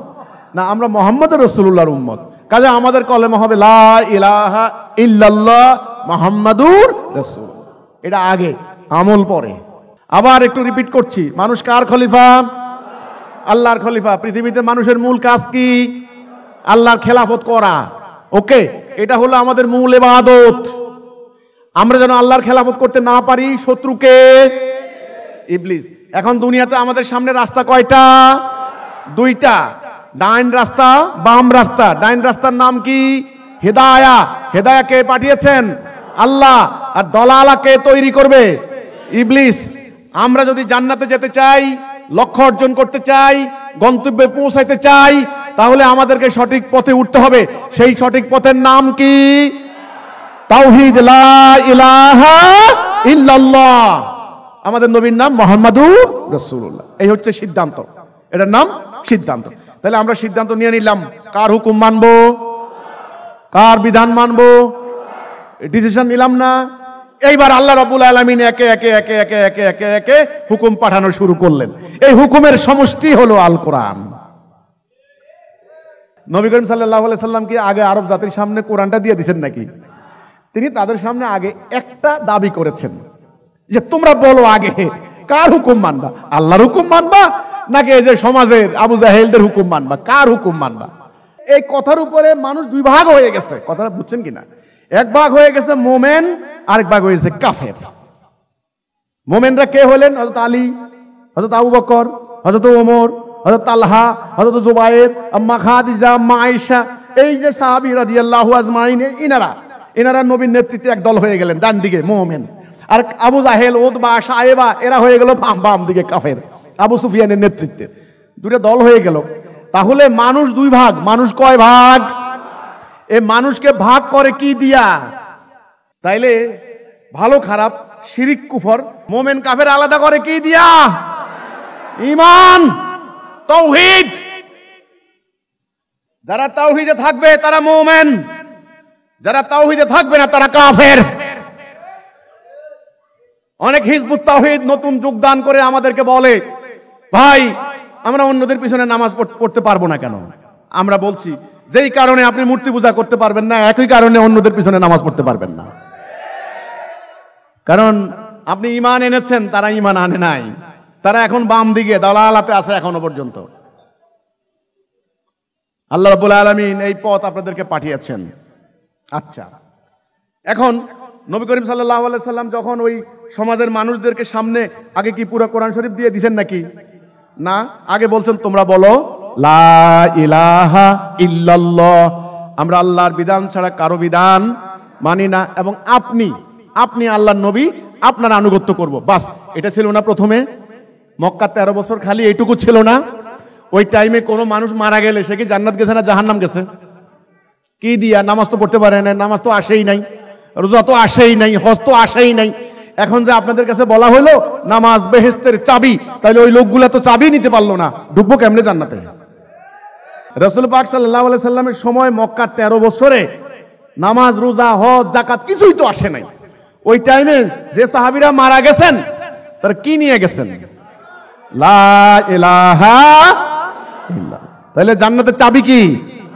লা ইলাহা ইল্লাল্লাহ। মুক্তির সনদ কি? লা ইলাহা ইল্লাল্লাহ। মানব জাতিকে ঐক্যবদ্ধ করার মূল মন্ত্র কি? লা ইলাহা ইল্লাল্লাহ। এই জন্য এটার নাম কালেমাতুত তাওহীদ, কালেমাতুত তাইয়্যিবাহ। এটা আমাদের মূল মন্ত্র, লা ইলাহা ইল্লাল্লাহ। আল্লাহর বিধান ছাড়া কারো বিধান মানি না। এই যখনই একটা দল তৈরি হয়ে গেল, মোমেনদের একটা গ্রুপ তৈরি হয়ে গেল আল্লাহর বিধান মানার অঙ্গীকার, তখনই আল্লাহ একটা একটা করে বিধান পাঠানো শুরু করছেন। এই তারা বলে বিয়ে কেমনে করবে, এমনি এমনি করো। তারা বলে মারা গেলে কার কি হক হবে, অধিকার, এমনি এমনি দাও। চুরি করলে কি শাস্তি, আল্লাহ আয়াত নাযিল করা শুরু করছেন। এটা ব্যবসা কেমনে করবা, এটা যুদ্ধ কেমনে করবা, এটা যুদ্ধবন্দীদের কি অধিকার, এই আমি বলে দিলাম। এই যে একে একে আল্লাহর হুকুম আসা শুরু হলো। আল্লাহর হুকুমের দুইটা প্রকার আছে, প্রকার। একটা হলো জায়েজ, না জায়েজ। একটা হলো বৈধ, একটা হচ্ছে অবৈধ। দুইটা মিলাইয়া হুকুম। করো, করো না। সালা করো, মানে আমরা কোন নামাজ পড়ো, সালা কায়েম করো, যাকাত দাও, হজ করো, জিহাদ করো, কেতাল করো। এটা আল্লাহ বলছেন করো। করো না, ঘুষ খাইও না, সুদ খাইও না, ধর্ম ব্যবসা করো না। এই যে করো না, তাইলে একটা হচ্ছে করো, একটা হচ্ছে করো না। Yes, no. এটার নাম হচ্ছে হারাম, হালাল। হারাম, হালাল, এই দুটা মিলাইয়াই তার হুকুম। ওই যে আল্লাহ যখন গোড়ায় ফেরেশতাদেরকে বললেন সেজদা করো, কে হুকুম দিছিলেন? তখন তিনি ইলাহ। আবার যখন বাবা আদমকে বলছেন এই তুমি আর তোমার বউ কিন্তু গাছের নিকট যাইবা না, ওটা কিন্তু নিষেধ, ওটা আদেশ, এটা নিষেধ। ওটা আবার কে হুকুম দিছেন? আল্লাহ। এটা হলো হুকুমদাতা, এটার নাম ইলাহ। তাহলে যিনি আদেশ নিষেধ দান করেন তিনি হচ্ছেন ইলাহ। কথা ক্লিয়ার? যিনি আদেশ নিষেধ দেন তিনি হচ্ছেন ইলাহ। তাহলে আমাদের জীবন পরিচালিত করার ক্ষেত্রে ইলাহ কে? আল্লাহ। এখন বর্তমানে মানব জীবনের ইলাহ কে? মানুষ। আরে ভাই খালি ইবলিস তো উঠতেছেন মিয়া, ইবলিস তো মানুষের ভিতরে ঢুকছে। মানুষ গণতন্ত্রের নামে জনগণের সার্বভৌমত্ব কায়েম করেছে। গণতন্ত্রের নামে মানুষ পার্লামেন্টে বসে আল্লাহর বিধানের পরিবর্তে আইন বিধান বানিয়ে নিচ্ছে। এতে করে মানুষ ইলাহ হয়ে যাচ্ছে, মানুষ তাগুত হয়ে যাচ্ছে। আল্লাহর পরিবর্তে মানুষ নিজেই ইলাহ হয়ে গেছে।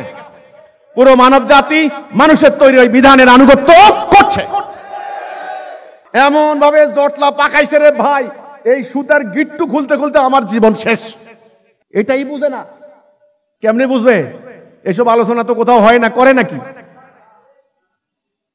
ওই ওয়াজ মাহফিলের নামে ঘন্টার পর ঘন্টা ওয়াজের নামে লাগাই দিছে আল্লাহ আল্লাহ জিকির, হালকাই জিকির, কোদালি জিকির, লাফানি জিকির লাগাই দিছে আল্লাহ আল্লাহ করে। আপনি করেন, আপনাকে ইল্লাল্লাহ কয়ে করে হুজুরে চা খায় লাগাই দিছে।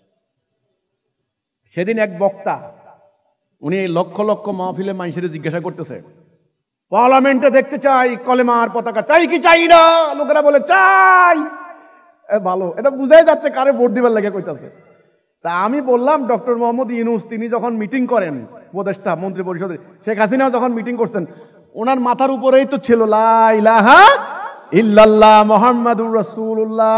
তো লা ইলাহা ইল্লাল্লাহ বাস্তবায়ন হয়েছে? এরশাদ সরকার ক্ষমতায় এসে সংবিধান পরিবর্তন করে কি করলো?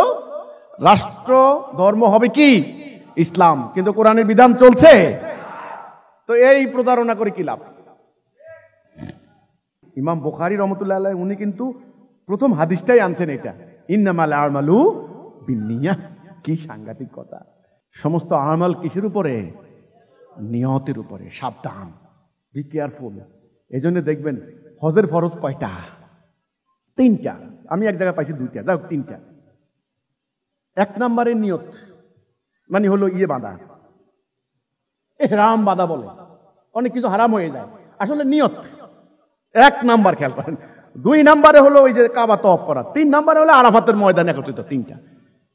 নামাজের যে ফরজ 13 ফরজের মধ্যে 1 নাম্বারটা কি? নিয়ত। আচ্ছা, রোজার মধ্যে বলেন তো, এত বড় রোজা, সারাটা দিন আপনি না খেয়ে থাকেন, রোজার মধ্যে ফরজ কয়টা? 2টা। 1 নম্বরে নিয়ত, 2 নম্বরে সারাদিন সূর্যোদয় থেকে সূর্যাস্ত পর্যন্ত পানাহার থেকে বিরত থাকা। বাস।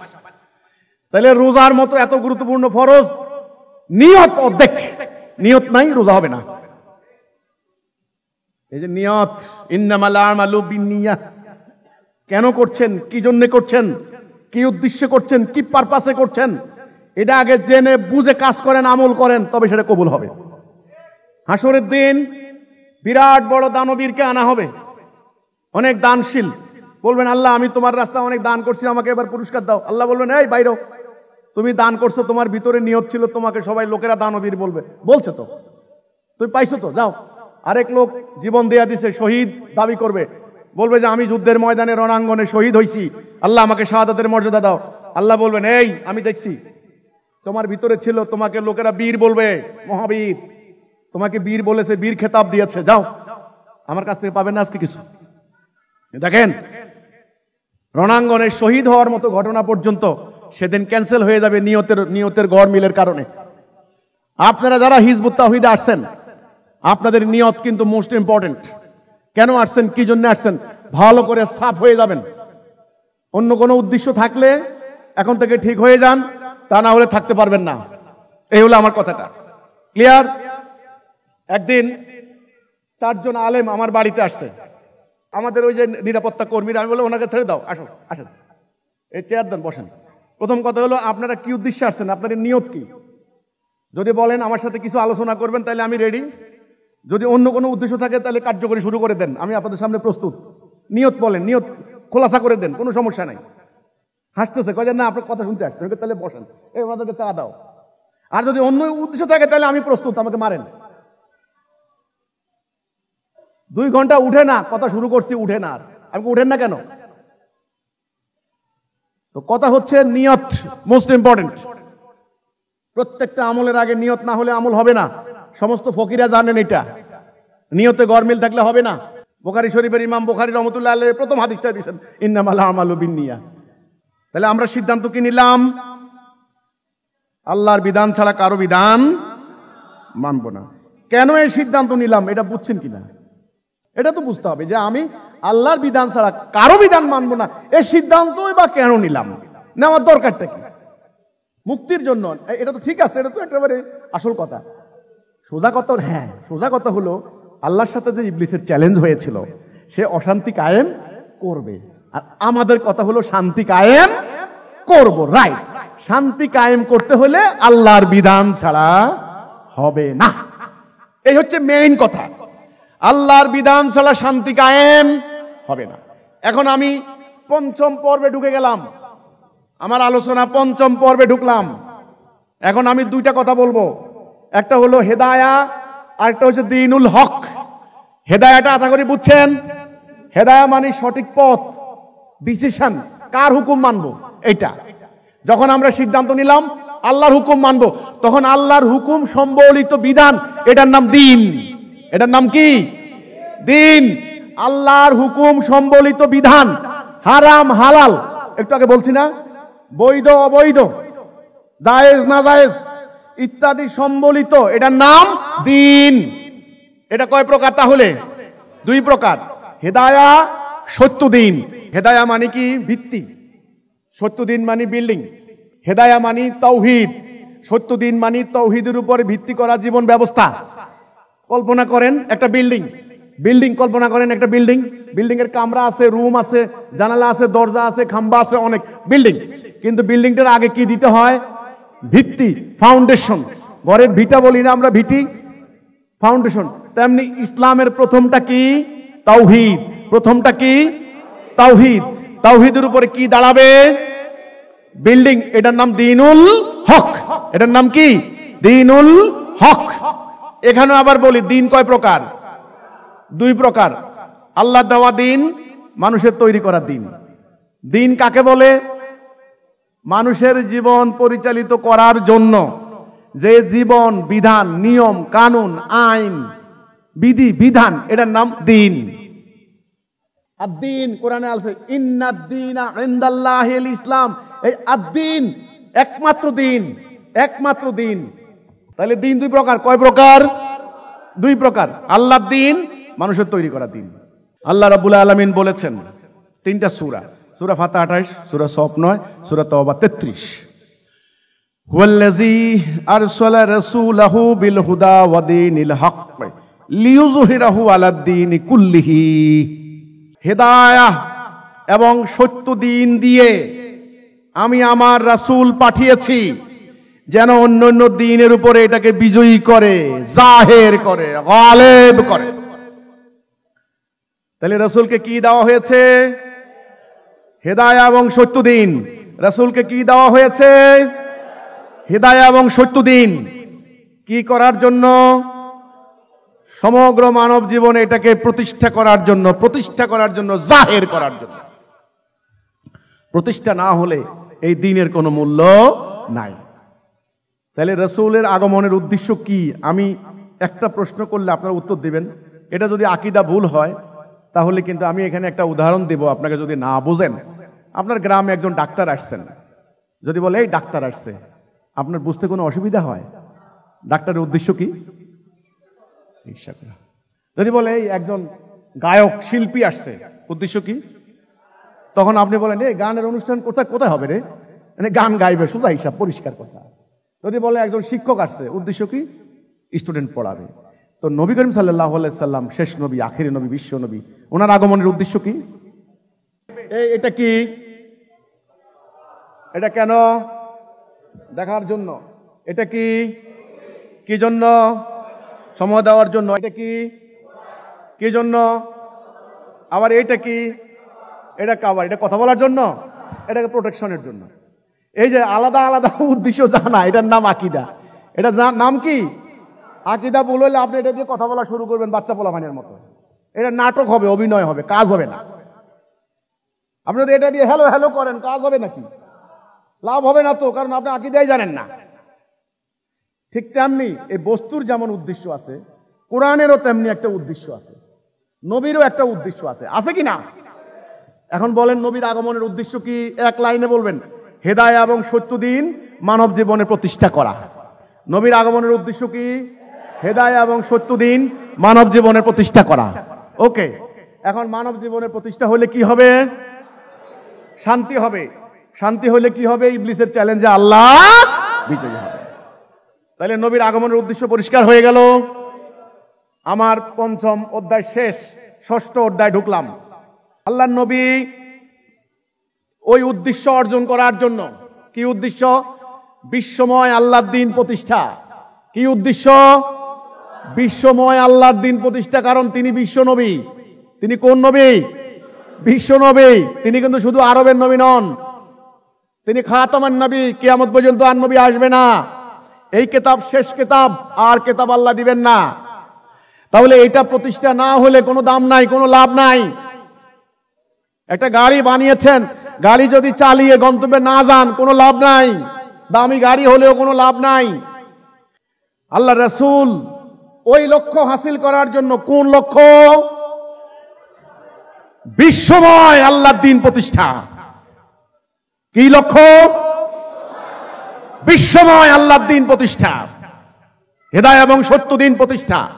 বিশ্বময়, উত্তরে দক্ষিণে পূর্বে পশ্চিমে, আলাস্কা থেকে সেই মেলবোর্ন অস্ট্রেলিয়া পর্যন্ত, আরো দক্ষিণে উত্তর মেরু থেকে দক্ষিণ মেরু, সমস্ত দিক থেকে, দক্ষিণ আফ্রিকা থেকে শুরু করে সেই আপনার হলো সেই রাশিয়ান ওই বরফ অঞ্চল, সেখান থেকে চীন থেকে শুরু করে উত্তর মানে কানাডা, ভ্যাঙ্কুভার, একেবারে সবকিছু দুনিয়া, মানে সারা পৃথিবী। আমি যতদূর নাম জানি আর কি, আমার জানার বাহিরেও অনেক দ্বীপ আছে, অনেক রাষ্ট্র আছে। বিশ্বময় আল্লাহর দ্বীন প্রতিষ্ঠা, এই শেষ নবীকে আল্লাহ পাঠাইছেন।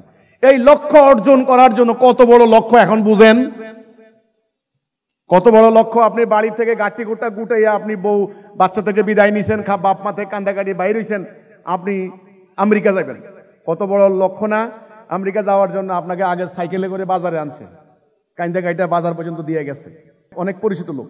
বাজার থেকে আপনি এবার ভ্যানে গেছেন সদরের মধ্যে, সদরের মধ্যে এবার উঠছেন বাসে, বাসের থেকে আপনার উঠছেন এবার আপনার সদরের মধ্যে আরেকটা জায়গা ট্রেন স্টেশন, ট্রেন থেকে আসেন ঢাকা এয়ারপোর্ট, এয়ারপোর্ট থেকে আপনার ওখান থেকে আপনাকে বিমান একটা উঠছে, বাংলাদেশ বিমান, এখান থেকে আপনাকে নিচে দুবাই, দুবাই থেকে আপনাকে নিচে লন্ডন, লন্ডন থেকে আটলান্টিক পাড়ি দিয়ে আপনি 3 দিন 4 দিন পরে যাইয়া আমেরিকা পৌঁছছেন। এই যে ঘটনাগুলো ঘটলো, আপনার অনেক জায়গায় ঘন্টার পর ঘন্টা এয়ারপোর্টে আপনি বসে রয়েছেন, ঘুমাইতে পারেন নাই, কখন বিমান ছাড়ে, হ্যাঁ, খাওয়া দাওয়া ঠিক মতো খান নাই, গোসল নাই, এই যে রেস্ট নাই, গোসল নাই, এই যে 4 ঘন্টা আপনার লক্ষ্য, আপনি জানেন আমাকে নিউ ইয়র্ক যাইতে হবে। এখন যদি কোনো একটা স্টেশন, ঢাকা বিমানবন্দর যদি আপনি একটা ঘুম দেন আল্লাহ আল্লাহ কইরা, আপনি লক্ষ্যে পৌঁছতে পারবেন? আর আমেরিকা যাইতে পারবেন? খুব খেয়াল করেন কিন্তু, লক্ষ্য, লক্ষ্য মানে আকীদা, লক্ষ্য মানে কি? আকীদা। এই জায়গায় ভুল করলে সব শেষ, সব শেষ। রাসূলুল্লাহ ওই লক্ষ্য অর্জন করার জন্য একটা উম্মাহ তৈরি করলেন। কি তৈরি করলেন? উম্মাহ। সেই উম্মাহকে আমরা কি বলি? উম্মতে মুহাম্মাদি। আমরা প্রথমে আলোচনা করেছিলাম মোমেন। মোমেনকে সূরা হুজুরাতের 15 নম্বর আয়াত, আল্লাহ এবং তার রাসূলের প্রতি ঈমান এবং জান মাল দিয়ে জিহাদ। জিহাদ কেন করবেন এখন এটা একটু মাথায় রাখবেন। তারা হলো মোমেন। আর এই উম্মতে মুহাম্মাদি মানে হলো নবী করিম সাল্লাল্লাহু আলাইহি সাল্লাম, মুহাম্মদ সাল্লাল্লাহু আলাইহি সাল্লাম যেই উদ্দেশ্যে দুনিয়াতে এসেছেন, সেই উদ্দেশ্য অর্জনের জন্য তিনি যা করেছেন, যারা তা করবে তারাই হচ্ছে উম্মতে মুহাম্মাদি। এক লাইনে আমার সাথে সাথে পড়েন, যেই উদ্দেশ্যে মহানবীর আগমন হয়েছে, সেই উদ্দেশ্য অর্জনের জন্য তিনি যেই সংগ্রাম করেছেন, এই কাজ যারা করবে তারা হচ্ছে উম্মতে মুহাম্মাদি। আবার মহানবী যেই উদ্দেশ্যে আগমন করেছেন, সেই উদ্দেশ্য অর্জনের জন্য তিনি যেই সংগ্রাম করেছেন, এই সংগ্রাম যারা করবে তারাই উম্মতে মুহাম্মাদি। রাসূলুল্লাহ যেই উদ্দেশ্যে মানে কি? বিশ্বময় দিন প্রতিষ্ঠা। এই উদ্দেশ্য কথা মনে থাকবে তো? সেই উদ্দেশ্য অর্জন করার জন্য তিনি কি করেছেন? সংগ্রাম করেছেন, জিহাদ করেছেন। এক জীবনে 78টা যুদ্ধ, 78টা যুদ্ধ। অন্য কোন নবীর জীবনে পাবেন কিনা? কারণ কোরআনে সব নবীর আলোচনা করা হয় নাই। আমাদের নবী যোদ্ধা নবী, 78টা যুদ্ধ করেছেন এক জীবনে। খেলাখেলি নাম এক জীবন, তাও কি 9 বছর। 13 বছর তো খালি জুলুম গেছে ওনার উপরে, জুলুম গেছে। 78টা যুদ্ধ করেছেন। তিনি বলেছেন তলোয়ারের ছায়ার নিচে জান্নাত। তিনি সেই নবী যেই কোরআনে আল্লাহ আপনাদের কেতাল ফরজ করে দিয়েছেন। আল্লাহ বলছেন তোমাদের জন্য কেতাল ফরজ করে দেওয়া হলো, যদিও তোমাদের জন্য অপছন্দনীয় হয়। কেতাল ফরজ, কেতাল মানে যুদ্ধ। আল্লাহ বলছেন রোজা ফরজ, আল্লাহ কেতালও ফরজ করেছেন। এখন তো দুর্ভাগ্যজনক, রোজার ওয়াজ করে কিন্তু কেতালের কোনো ওয়াজ নাই। ওই কথা যারা বলে তাদেরকে জঙ্গি, টেরোরিস্ট ইত্যাদি সাব্যস্ত করা হচ্ছে। কিন্তু এটা আল্লাহর আদেশ, কোরআনের আদেশ। যারা মোমেন ইমান আনবে তারা আংশিক ইমান আনবে, আংশিক ইমান আনবে না, হবে না। এটার নাম শিরিক। এটার নাম কি? শিরিক। তা আপনি আল্লাহ বলছেন রোজা রাখেন, ভালো কথা, আল্লাহ বলছেন, তো আল্লাহ যে বলছেন যুদ্ধ করো সেটা করলেন না কেন?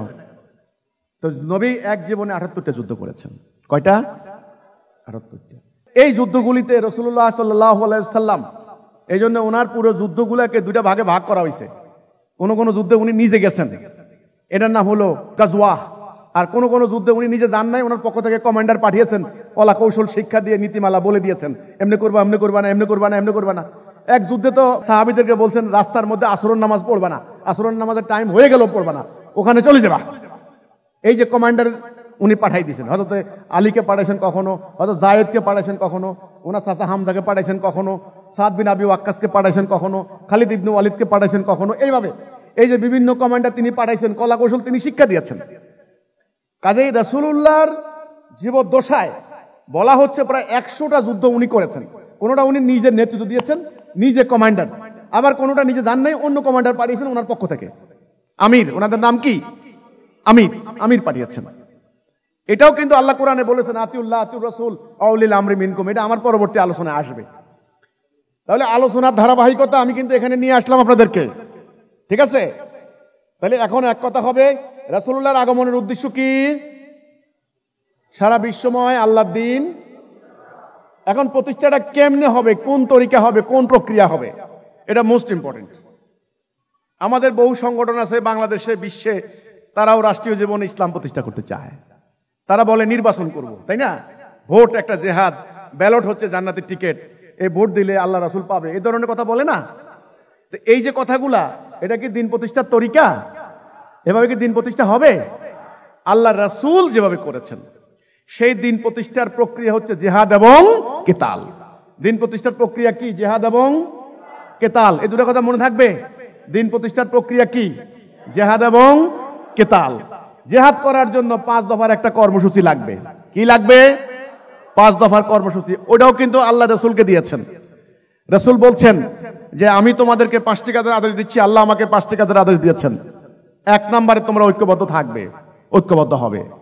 আল্লাহর সাথে ইবলিসের চ্যালেঞ্জ বুঝলো, মূল ইবাদতটা কি বুঝলো, তাওহীদের মানে বুঝলো, আল্লাহকে বিজয়ী করার মানে বুঝলো, হেদায়েত তাকওয়া বুঝলো, দিন কি দিন প্রতিষ্ঠা বুঝলো। বুঝার পর যারা এই সিদ্ধান্ত নিবে যে না আমি সিদ্ধান্ত নিয়েছি আমি দুনিয়াতে আল্লাহকে বিজয়ী করব, ওকে, আমার এই জীবনটা আমি অতিবাহিত করব কার পথে?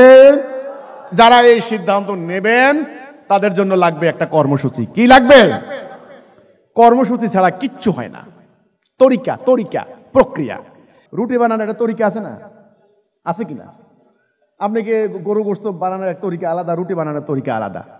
আপনি যদি বলেন আমি রুটি খাবো, ভালো কথা, খাবো বললে তো হয় না, মুখে চলে আসছে নাকি?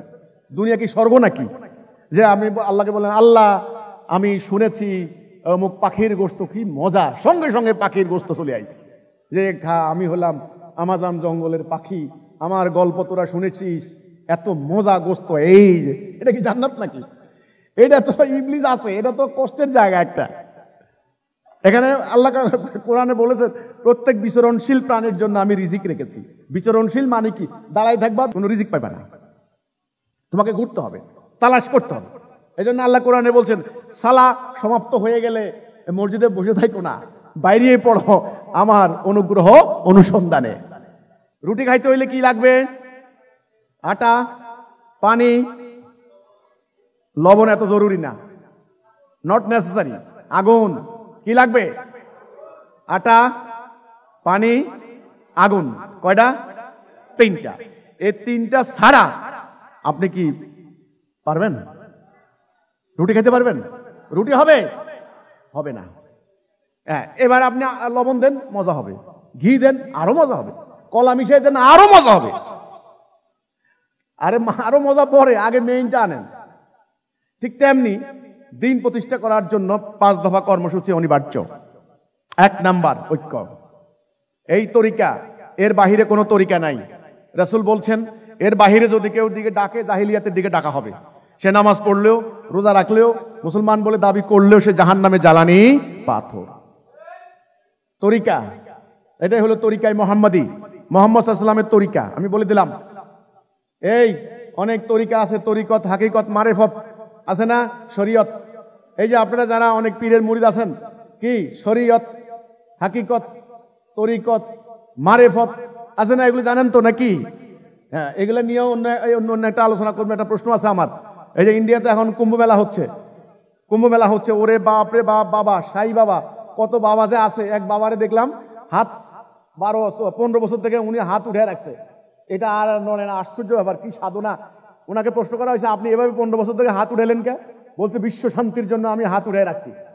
আরেক বাবা দেখলাম মাথার মধ্যে ওই যে ওদের রুদ্রাক্ষরের মালা আছে না, 15 কেজি ওজনের রুদ্রাক্ষরের মালা নিয়ে এসে 13 বছর থেকে ঘুরতেছে। এখান থেকে নামে না? হ্যাঁ, 43 বছর। আরেক বাবা দেখলাম 33 বছর নাকি তিনি গোসল করেন না। এ ধরনের বোধ বাবাদের কাহিনী আমরা তাজকিরাতুল আউলিয়াতে শুনি না? 40 বছর অমুক পীর সাহেব তিনি বিনা ওযুতে, বিনা গোসলে তাহাজ্জুদ নামাজ কায়েম করেছেন। এরকম বাবাদের কাহিনী অনেক আছে কিন্তু ভাই।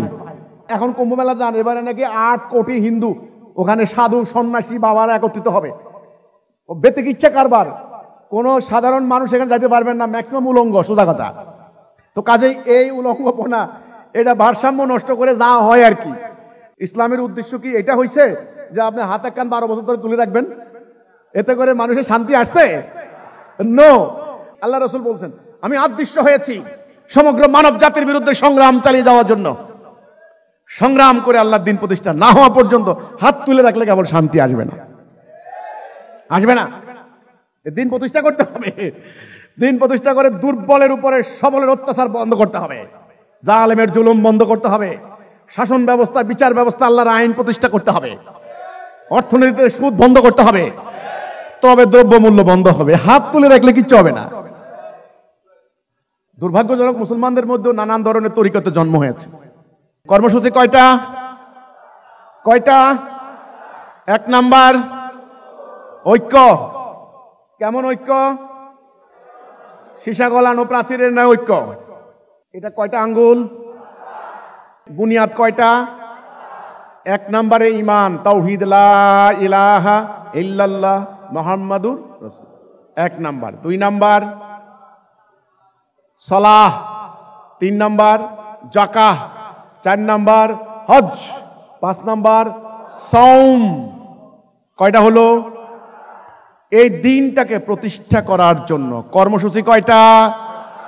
1 নাম্বার ঐক্য, 2 নাম্বার শৃঙ্খলা, 3 নাম্বার, 4 নাম্বার, 5 নাম্বার জিহাদ। এখানে 5ম নাম্বারটা কি? জিহাদ, জানমাল দিয়ে জিহাদ। কলকাতার একটা টেলিভিশন চ্যানেল, বেসরকারি টেলিভিশন চ্যানেলে আমার একটা, ওরা ইনভাইট করছে আমাকে যে আপনার একটা সাক্ষাৎকার আমরা প্রচার করব। তা আমি তো ঠিক আছে, প্রশ্ন করুক। ওরে বাবারে, সবাই মিলে আমাকে আক্রমণ শুরু করে দিল। জিহাদ, যেই আপনার ইসলামের জিহাদ এই হচ্ছে, ইসলামের জিহাদ এই হচ্ছে। তো আমি তো কথা বলার সুযোগ পাইনি, আরো কথা বলবো ইনশাল্লাহ। আমি কিছু কথা বলেছি, সামনে আরো বলবো। এই জিহাদ সম্পর্কে একটা ভুল ধারণা, একটা প্রোপাগান্ডা, একটা মিথ্যা, একটা অপপ্রচার সারা দুনিয়াময় হচ্ছে। মুসলমান যেদিন থেকে জিহাদ বন্ধ করে দিয়েছে, সেদিন থেকে তাদের মৃত্যু হয়েছে। কর্মসূচি, দিন যদি প্রতিষ্ঠা না হয়, এই দিনের কোনো দাম আছে? এই কর্মসূচি আল্লাহ রাব্বুল আলামিন অতীব দয়ায় হিজবুত তৌহিদকে দান করেছেন, আলহামদুলিল্লাহ। 1 নাম্বারটা কি? ঐক্য। এই নতুন যারা আছেন, আপনাদের আল্লাহর দয়ায়, আল্লাহর করুণায় আপনাদেরকে হিজবুত তৌহিদ আন্দোলনে আপনারা ঐক্যবদ্ধ হয়েছেন। কেমন ঐক্যবদ্ধ হয়েছেন সেটা দেখা যাবে আপনাদের কাজে কর্মে আমলে। আপনাকে বাঁশের ঐক্য না লোহার ঐক্য না সীসার ঐক্য? কিসের ঐক্য? কোরআনে আল্লাহ বলছেন সাফফান কাআন্নাহুম বুনিয়ানুম মারসুস। ভালো করে বুঝতে হবে, সীসা গলানো প্রাচীরের ন্যায় ঐক্য। কোনোভাবেই কোনো শাখায় ঐক্য ভঙ্গ করা যাবে না। ঐক্য ভঙ্গ হয় কিভাবে সেটা আপনারা বুঝতে হবে। যেমন গীবত, এজন্য কোরআনে যত পাপ আছে এর মধ্যে জঘন্যতম পাপের মধ্যে অন্তর্ভুক্ত হচ্ছে গীবত। যে গীবত করলো মৃত ভাইয়ের গোশত খাওয়ার সমান, আর যে সুদ খাইলো তার আপন মায়ের সঙ্গে ব্যভিচারের সমান। এটা হাদিস, কোরআনে আছে। আল্লাহ রাসূলের বিরুদ্ধে যুদ্ধ করে সে। আরে ভাই, পাপেরও ক্লাসিফিকেশন আছে, আছে না? আল্লাহ বলছেন শুয়োরের গোশত খাওয়া হারাম, কিন্তু আল্লাহ বলছেন অনুপায় হলে, বিপদে পড়লে জুলুম না করে খেতে পারো, অনুমতি দিছে কিন্তু একটা পর্যায়ে।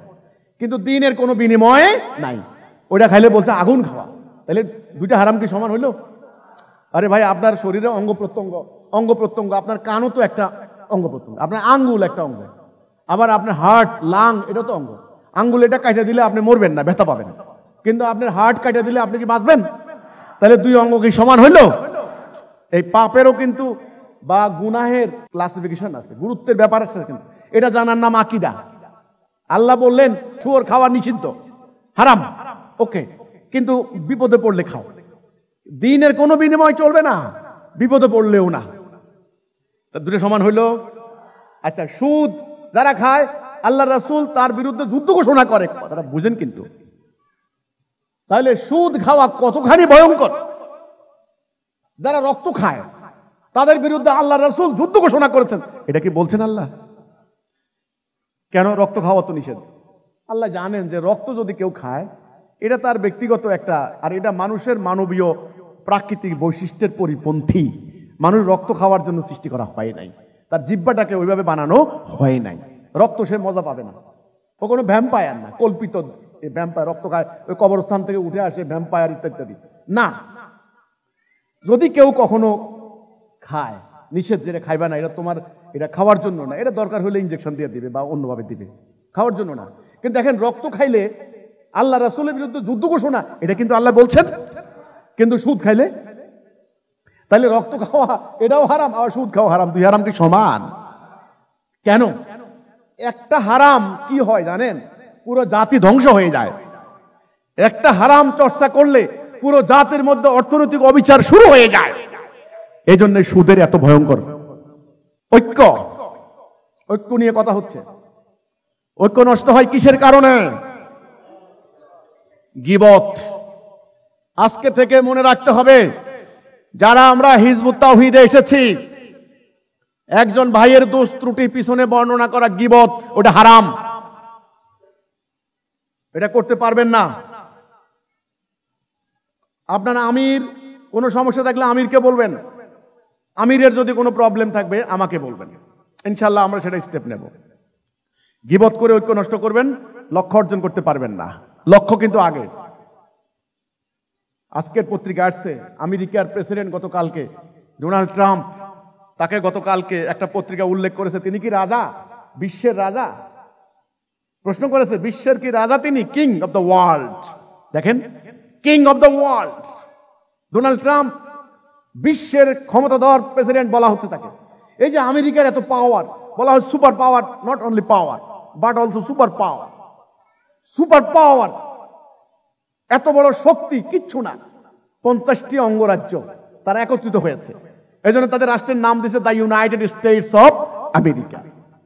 ঐক্যবদ্ধ স্টেটস, রাজ্যগুলির সমন্বয় একটা হয়েছে, আজকে সে সুপার পাওয়ার। কোরআনে আল্লাহ রাব্বুল আলামিন এই প্রাকৃতিক বিধানটাকে রেখেছেন, ওয়াতাসিমু বিহাবলিল্লাহি জামিয়ান ওয়ালা তাফাররাকু।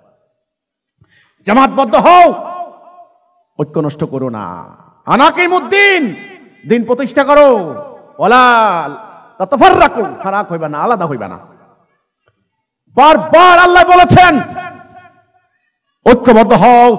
যারা ঐক্য নষ্ট করবে, রাসূল বলেছেন তারা কুফর, কাফেরের পর্যবসিত হয়ে যায়। এই জাতির ধর্মগুরুদের সে কথা মনে আছে? নাই, ঐক্য নষ্ট করেছেন। জাতি হবে কয়টা? একটা। নেতা হবেন কয়জন? একজন। হুকুম চলবে কার? আল্লাহর। তাহলে আমাদের সূত্র, আল্লাহ এক, রাসূল এক, কোরআন এক। কোরআন কয়টা? একটা। নেতা হবেন কয়জন? একজন। হুকুম মানব কার? বাস, এই হচ্ছে ইসলাম, এই হচ্ছে ইসলাম। তাহলে এক নাম্বার ঐক্য। এক নাম্বার কি? হিজবুত তাওহীদ। মনে থাকবে এখন থেকে ঐক্য। আমরা ঐক্যবদ্ধ হয়ে গেলাম কি কথার উপরে? লা ইলাহা ইল্লাল্লাহ মুহাম্মাদুর রাসূলুল্লাহ। এটা হলো আমাদের দড়ি, সুতা। আমাদেরকে দড়ি দিয়ে বাঁধা হয়েছে। মোমেন, আমরা ভাই ভাই। এক জায়গায় আঘাত লাগলে আরেক জায়গায় ব্যথা অনুভব করবে। পাবনার ভাইদেরকে আঘাত করেছে, আমি দেখলাম আমাদের বোনেরা পর্যন্ত প্রেস ক্লাবে চলে গিয়েছেন, মিছিল করছেন, প্রতিবাদ করছেন যে আমার ভাইয়ের রক্ত বৃথা যেতে দেব না, সন্ত্রাসীদের রাস্তা নাই, বাংলায় হবে না। আপনারা বলেছেন আমার ভাইয়ের রক্ত বৃথা যেতে দেব না। এটা কি রাজনৈতিক মিছিল ছিল? এটা কি লোক দেখানো মিছিল ছিল? এটাকে মিডিয়াতে প্রচারণার উদ্দেশ্য ছিল? আল্লাহ দেখেছেন, আল্লাহ ওখানে উপস্থিত আছেন। আল্লাহ আপনার মনের খবর জানেন। এরা বলল এই ভাইয়ের রক্ত বৃথা যেতে দেব না, তাহলে তার রক্ত আর এর রক্ত সমান। আপনারা দোয়া করেছেন, প্রতিবাদ করেছেন, ওই ভাইয়েরা দ্রুত হাসপাতাল থেকে তারা মানে সুস্থ হয়ে উঠার চেষ্টা করছেন। তারা খুবই খুশি হয়েছে, খুবই আনন্দিত হয়েছে। গতকালকে এক ভাই আমাকে টেলিফোন করে বলেছেন যে ভাইদের চিকিৎসার খরচ যত লাগে আমি সহযোগিতা করবো। আলহামদুলিল্লাহ, আমি শুনে এত খুশি হয়েছি। এটার নাম ঐক্য, এটার নাম ভাই, এটার নাম ভাই। মুখে না, কাজে। দিন প্রতিষ্ঠা করতে যাওয়ার পর কোনো ভাই যদি নিপীড়নের শিকার হয়, অন্য অন্য ভাইয়েরা সবাই মিলে তাকে উদ্ধারের চেষ্টা করবে। যদি কোনো ভাই জেলখানায় যায়, কেউ তার ফ্যামিলি দেখবে, কেউ তাকে জেলখানায় দেখবে, কেউ তার মামলা মোকদ্দমা ফেস করবে। এইভাবে অন্য অন্য ভাইয়েরা সম্মিলিত ভাবে সে ভাইকে সাপোর্ট করবে, তবেই তো ভাই। এটার নাম কি? ঐক্য। এটার নাম কি? ঐক্য। আমাদের এই ঐক্যবদ্ধতা কার জন্য? আল্লাহর জন্য। কার জন্য? আল্লাহ যখন আমাদের ভিতরে এগুলি দেখবেন, তখন আল্লাহ আমাদের উপরে খুশি হবেন। আল্লাহ বলবেন যে নো, এরা সত্যি তাদের অতীতের জাহিলিয়াতের সমস্ত অপসংস্কৃতি এগুলি তারা ভুলে, শত্রুতা ভুলে ওরা আমার জন্য আজকে ঐক্যবদ্ধ হয়েছে। তাহলে শাখায় ঐক্য নষ্ট হইতে দেবেন? দেবেন আপনারা? নো। আমির যদি কোনো ভুল ত্রুটি করে আমাকে জানাবেন, ইনশাআল্লাহ।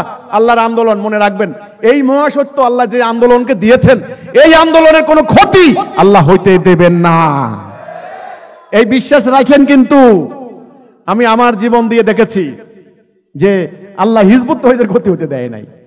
যারা হিজবুত তাওহীদের ক্ষতি করতে চাইছে তারা নিজের পায়ে নিজে কুড়াল মারছে। এজন্য গীবত করতে দিবেন না। আন্দোলনের কোনো নীতিমালা নিয়ে, কোনো সিদ্ধান্ত নিয়ে এটা কেন হয়েছে, ওটা কেন হয়েছে, ওটা আমার পছন্দ হয় নাই, কোন গীবত শুনবেন সাথে সাথে তার হাত ধরে ফেলবেন, এই গীবত বন্ধ করো, না হলে তোমাকে গ্রেফতার করা হবে। কোনো কথা না, গীবত বন্ধ করো, এটা কিন্তু বলবেন, ঠিক আছে? 1 নম্বর আলোচনা শেষ। ঐক্য। ঐক্য যদি রাখতে না পারেন কি হবে? আপনারা পরাজিত হবেন। কি হবে? আজকে দুনিয়াতে মুসলমানদের মায়ের খাওয়ার মেইন কারণ কি? ঐক্য নাই। কি নাই? ঐক্য নাই। যদি আগামীকালকে কোনো কারণে 180 কোটি মুসলমানকে যদি ঐক্যবদ্ধ করতে পারেন, দুনিয়া পরের দিন আপনাদের আনুগত্য করবে, ঠিক কিনা? ঐক্য মহা গুরুত্বপূর্ণ কর্মসূচির 1 নাম্বারটা। 2 নাম্বার শৃঙ্খলা। শৃঙ্খলা, কান খাড়া করে শোনা। আপনি যেখানেই থাকেন, ইমাম কি আদেশ দেন, আপনি কিন্তু কান খাড়া করে শুনতে হবে। আপনার কান খাড়া থাকবে। আপনি সংসার নিয়ে, ব্যবসা বাণিজ্য নিয়ে, কৃষিকাজ নিয়ে, ক্ষেত খামার নিয়ে ব্যস্ত থাকতেই পারেন, কিন্তু কান খাড়া করে শুনবেন। অ্যালার্ট। 3 নাম্বার আনুগত্য। এই আনুগত্যের বেলায় কিছু কথা আছে। প্রথমে আল্লাহর আনুগত্য, আতিউল্লাহ, পরে নবীর আনুগত্য, আতিউর রাসূল, পরে আমিরের আনুগত্য, উলিল আমর। উলিল আমর আমির। আমির মানে আদেশ দানকারী, কমান্ডার। পুরো উম্মাহ একটা সামরিক বাহিনী, সেনাবাহিনী। উম্মাহকে দায়িত্ব দেওয়া হচ্ছে লড়াই করে দিন প্রতিষ্ঠা করা। কাজেই 3 নাম্বার আনুগত্য। এই আনুগত্যের বেলায় কোনো প্রশ্ন করা যাবে না, কোনো দ্বিধা করা যাবে না, কোনো সংকোচ করা যাবে না। ইবলিস কিন্তু বিতাড়িত হয়েছে আনুগত্য না করার কারণে। ইবলিস কিন্তু ব্যক্তিগতভাবে আল্লাহকে, আল্লাহর প্রার্থনা, আমল কম করে নাই। হাদিস পড়ে দেখেন। কিন্তু ইবলিস, আল্লাহ বলেছিলেন সেজদা করো, ইবলিস এই আনুগত্যটা করতে ব্যর্থ হয়েছে, তার ভেতরে অহংকার জাগ্রত হয়েছে। আনুগত্য কিন্তু বন্ধ করা যাবে না, আনুগত্য করতে হবে।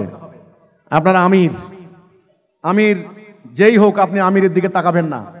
আমিরের কান কাটা কৃতদাস, ক্ষুদ্র মস্তিষ্ক হলেও তার কথা শুনতে হবে। যদি রণাঙ্গনে আপনি আমিরের কথা না শুনেন, তাহলে যুদ্ধে আপনি পরাজিত হবেন। বিশ্বের সকল সেনাবাহিনী এই জন্য সৈনিকদেরকে লেফট রাইট এটা করায় একমাত্র আনুগত্যের প্রশিক্ষণ। আনুগত্য মোস্ট ইম্পর্টেন্ট।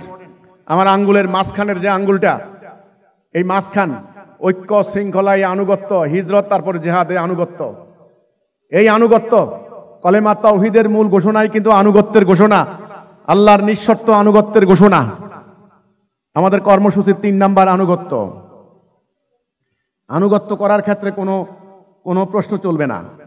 যদি কোনো মুজাহিদ কোনো আমিরের আনুগত্য করতে পারে, ওই মুজাহিদের কোনো দোষ নাই। মুজাহিদ আল্লাহর কাছে সাফ থাকবে।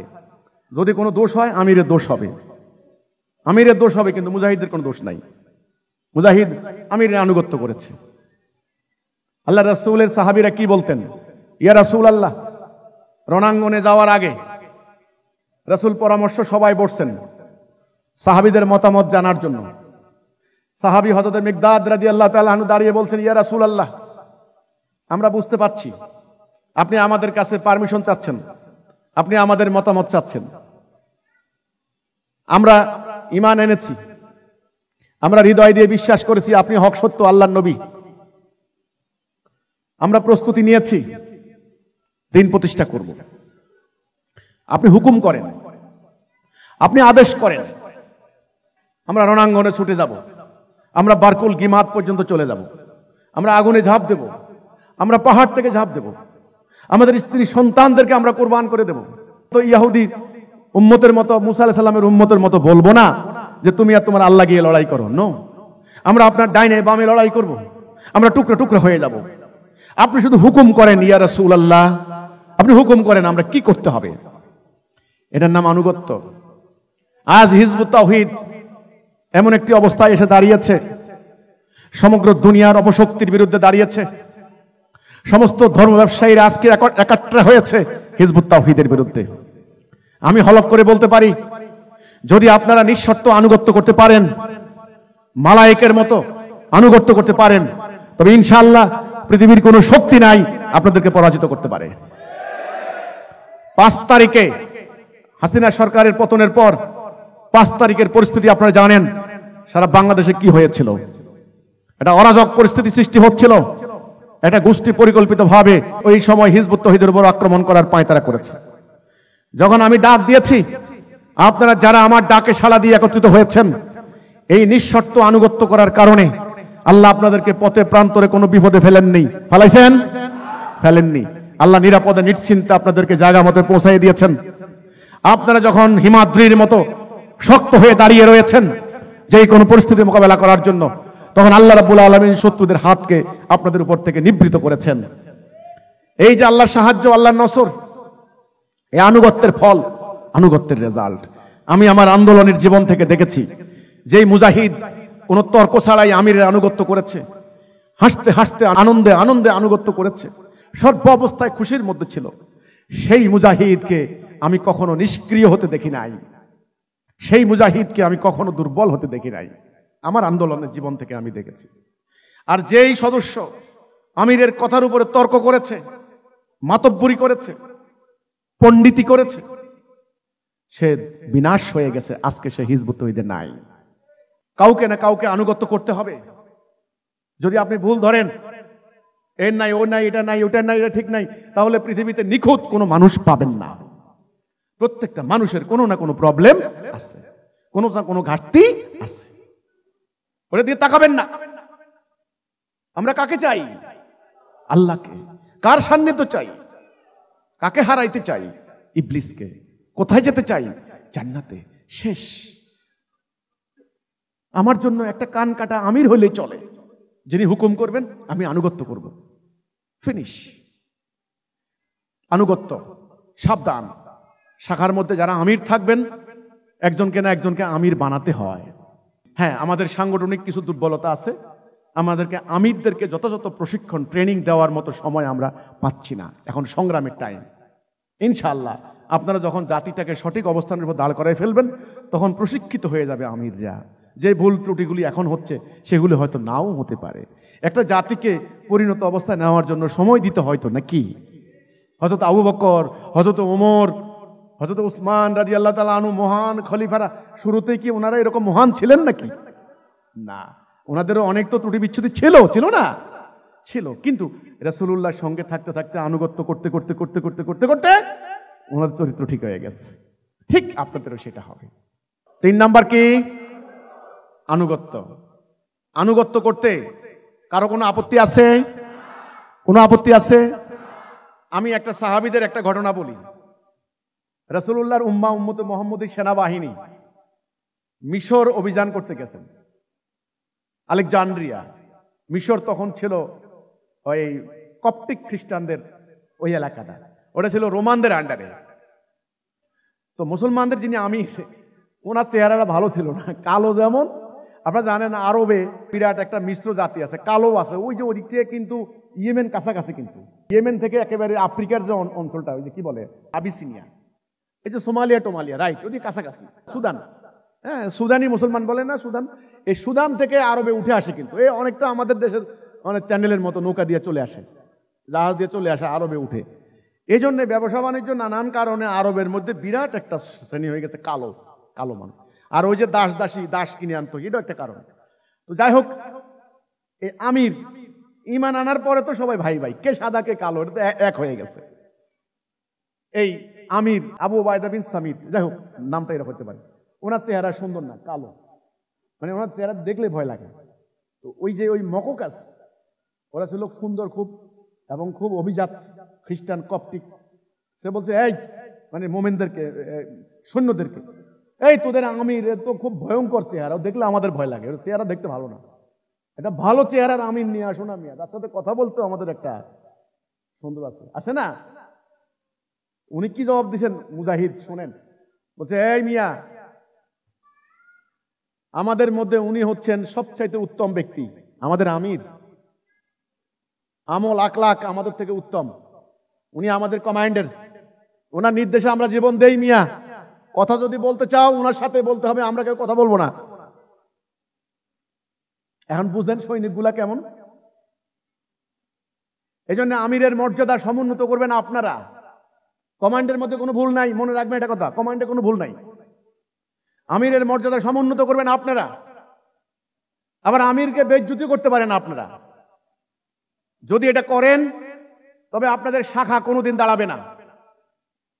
আর যদি এই সিলসিলা জারি করতে পারেন, মুজাহিদদের মধ্যে একটা সংস্কৃতি চালু করতে পারেন যে যে কোনো একটা আমির হইলেই তারা মানে, তাহলে মনে রাখবেন এই জাতি সারা জীবন উন্নতি করে যাবে। এটা মানার টেন্ডেন্সি, এটা আপনারা কায়েম করতে হবে। আমিরের আনুগত্য করতে করতে করতে আমার পর্যন্ত আসে, আমি আপনাদের ইমাম। এবার আমার প্রসঙ্গে আসি। দেখেন, আমি যখন ইমামুজ্জামানের কাছে আসি তখন আমার বয়স 26 বছর, তখন লেখাপড়া শেষ হয়নি, আমি মাস্টার্স ফাইনাল ইয়ার, তখন পরীক্ষা দেবো এরকম টাইম। এই সত্য বুঝার পর আমি ইমামুজ্জামানকে বলেছিলাম যে ইমামুজ্জামান, আমি কি পরীক্ষা দেবো? বলছে না, পরীক্ষা দাও, পরীক্ষা দাও, কাজেও লাগতে পারে। আচ্ছা দেখো, পরীক্ষা দিলাম কোন রকম দিয়ে আমি বেরিয়ে আসলাম। 12 বছর আমি ইমামুজ্জামানের কাছে ছিলাম, 12 বছর।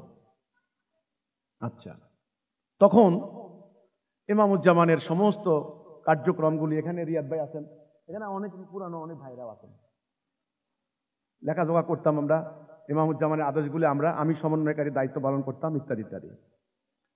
তো আমার একটা বৈশিষ্ট্য আমি দেখছি, ইমামুজ্জামান কোনো কথা বললেই, মানে আমার একটা ইয়ে থেকে আমি বলতেছি যে আমি সঙ্গে সঙ্গে সেটা কেন যেন বুঝে নিতাম, মানে দ্বিতীয়বার বলা লাগতো না। এটা হয়তো আল্লাহ তাআলা আজকের জন্য ওটা তখন সহজ করে দিয়েছেন। তো আমি ইমামুজ্জামান এই ব্যাপারটা হতবাক হইতেন যে কি ব্যাপার, আমি কোনো একটা বিষয় বলার সাথে সাথে ও বুঝে ফেলে, মানে আল্লাহ আমাকে জিনিসটা সহজ করে দিয়েছেন যেন আমি বুঝতে পারি ওনার কথাটা। তো আমার আচরণ কেমন, আমার ব্যক্তিত্ব কেমন, আমার জ্ঞান কেমন, আমার সাহস কেমন, মানে আমি আসলে মানুষটা কেমন, এটা আমাদের পুরানো হিজবুত এদের সবাই কিন্তু জিনিসটা দেখছে। ইমামুজ্জামানের ইন্তেকালের সাথে সাথে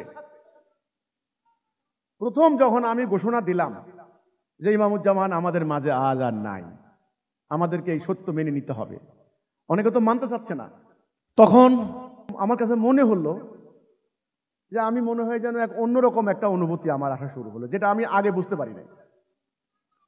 গোড়াইতে যখন ওনার দেহ মোবারক নিয়ে যাওয়া হলো, ইমামুজ্জামানকে আমরা দাফন করব, জানাজা হবে, আমি প্রস্তুত ছিলাম না ওনার জানাজায় আমাকে ইমামতি করতে হবে। আমাদের নিয়ত ছিল ইমামুজ্জামানের নেতৃত্বে আমরা দিন প্রতিষ্ঠা করব।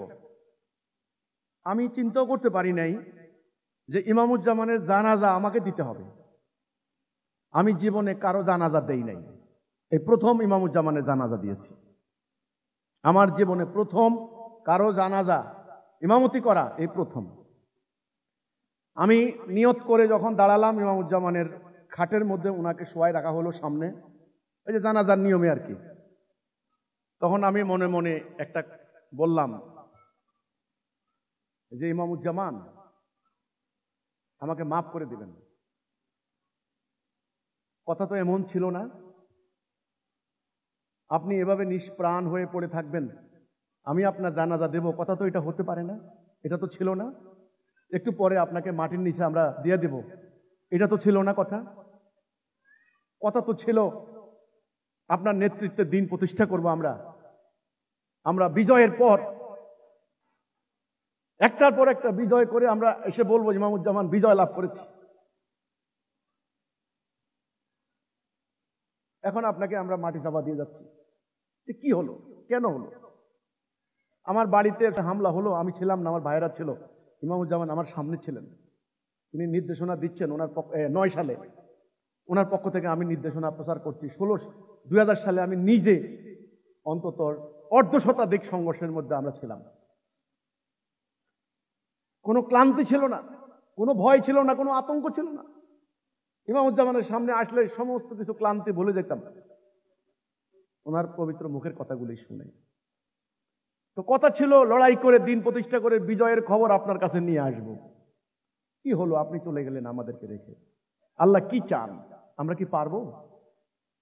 তখন আমি মনে মনে বলছি, আল্লাহ আমাকে মাফ করে দিও, ইমামুজ্জামান আমাকে মাফ করে দিবেন, আজকে আপনার জানাজা আমাকে পড়াতে হচ্ছে। সেদিন যারা ইমামুজ্জামানের জানাজায় ছিলেন, এমন কোনো পাষাণ হৃদয় ছিল না গোড়াইতে মাজারের সামনে কান্নায় ভেঙে না পড়ছে। এমন একটা রত্ন হারিয়েছে, মনে হয় যেন আমাদের জীবনের আলো সূর্য মনে হয় যেন নিভে গেছে, মনে হয় যেন আমরা চোখে কিছু দেখতে পাচ্ছি না। আমরা মনে হয় এখন দিক খুঁজে পাচ্ছি না, কোন দিকে যাব, উত্তর দক্ষিণ পূর্ব পশ্চিম। সমুদ্রে যেমন একটা পিঁপড়া পড়ে গেলে যে অবস্থা, আমাদের সে অবস্থা। চতুর্দিকে আমাদের শত্রুরা। উনি ছিলেন পাহাড়ের মতো, হিমাদ্রির মতো অটল। ওনার পারিবারিক ঐতিহ্য, করটিয়ার জমিদার পরিবার, একসময় সুলতানি পরিবার। ওনাকে বাংলায় কে না চিনত? ওনার জ্ঞান, বুদ্ধি, প্রজ্ঞা, সাহস, শক্তির সামনে আমরা কিচ্ছু না, আমরা সাধারণ মানুষ। কি হবে আমাদের, কি উপায় হবে? মুজাহিদরা গোড়াগড়ি খাচ্ছে, এখন আমাদের কি উপায় হবে? আমার মনে আছে টাঙ্গাইলের একজন ভাই, আমাদের আলমগীর ভাই, এখন উনি ট্রিটমেন্ট করে, উনি আছেন, উনি হিজবুত তওহীদের মুজাহিদ, তখন আলমগীরের একটা শাখার আমির ছিলেন। উনি চিৎকার করে করে বলতেছেন, এখন তো আমাকে টাঙ্গাইলে মেরে ফেলবে, আমরা তো এখন মরে যাব। আমি নিজের কানে শুনেছি। আমাদের এখন বর্তমানে প্রধান মুখপাত্র যিনি মশিউর রহমান আমির সাহেব, উনি কি করেছেন, দেওয়াল ধরে কান্না করতে বলছেন, আমাদের এখন কি উপায় হবে, আমরা এখন কোন দিকে যাব? সবাই একই অবস্থা। আমাদের জুবাইদা, নরসিংদীর জুবাইদা, ওকে যে মারা হলো, জুবাইদা পাগলের মতো হুমড়ি খেয়ে আমার পায়ের উপর পড়লো। তখন তো আমাকে কমান্ডার বলতো, কমান্ডার আমরা এখন কোন দিকে যাব, আমাদের কি উপায় হবে? আমরা সবাই হতাশ হয়ে গেলাম। আমি ওনার কবরের কার্যক্রম শেষ। এবার আমি, ইমামুজ্জামান নাই, আজকে একটু আগেও ওনার লাশ ছিল, এখন লাশটা পর্যন্ত, লাশ বলতে আমরা এই অর্থে বোঝাচ্ছি ওনার নিষ্প্রাণ দেহ মুবারক ছিল, একটু পরে মাটি নিচে চলে গেল। উনি এখন আর নাই দুনিয়াতে। কেমন লাগে এখন দেখেন তো। আমি মুজাহিদদের দিকে ফিরলাম,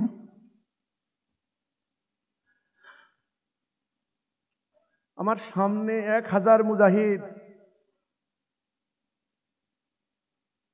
আমি দাঁড়ালাম,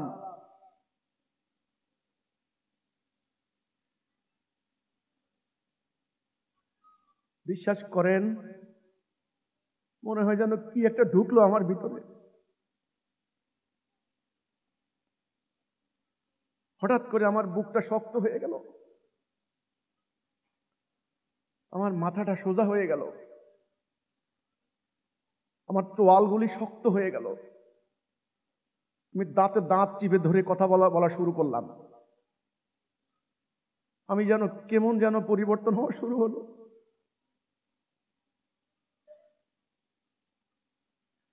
প্রথম আমি উচ্চারণ করলাম, সম্মানিত ভাইয়েরা, বোনেরা,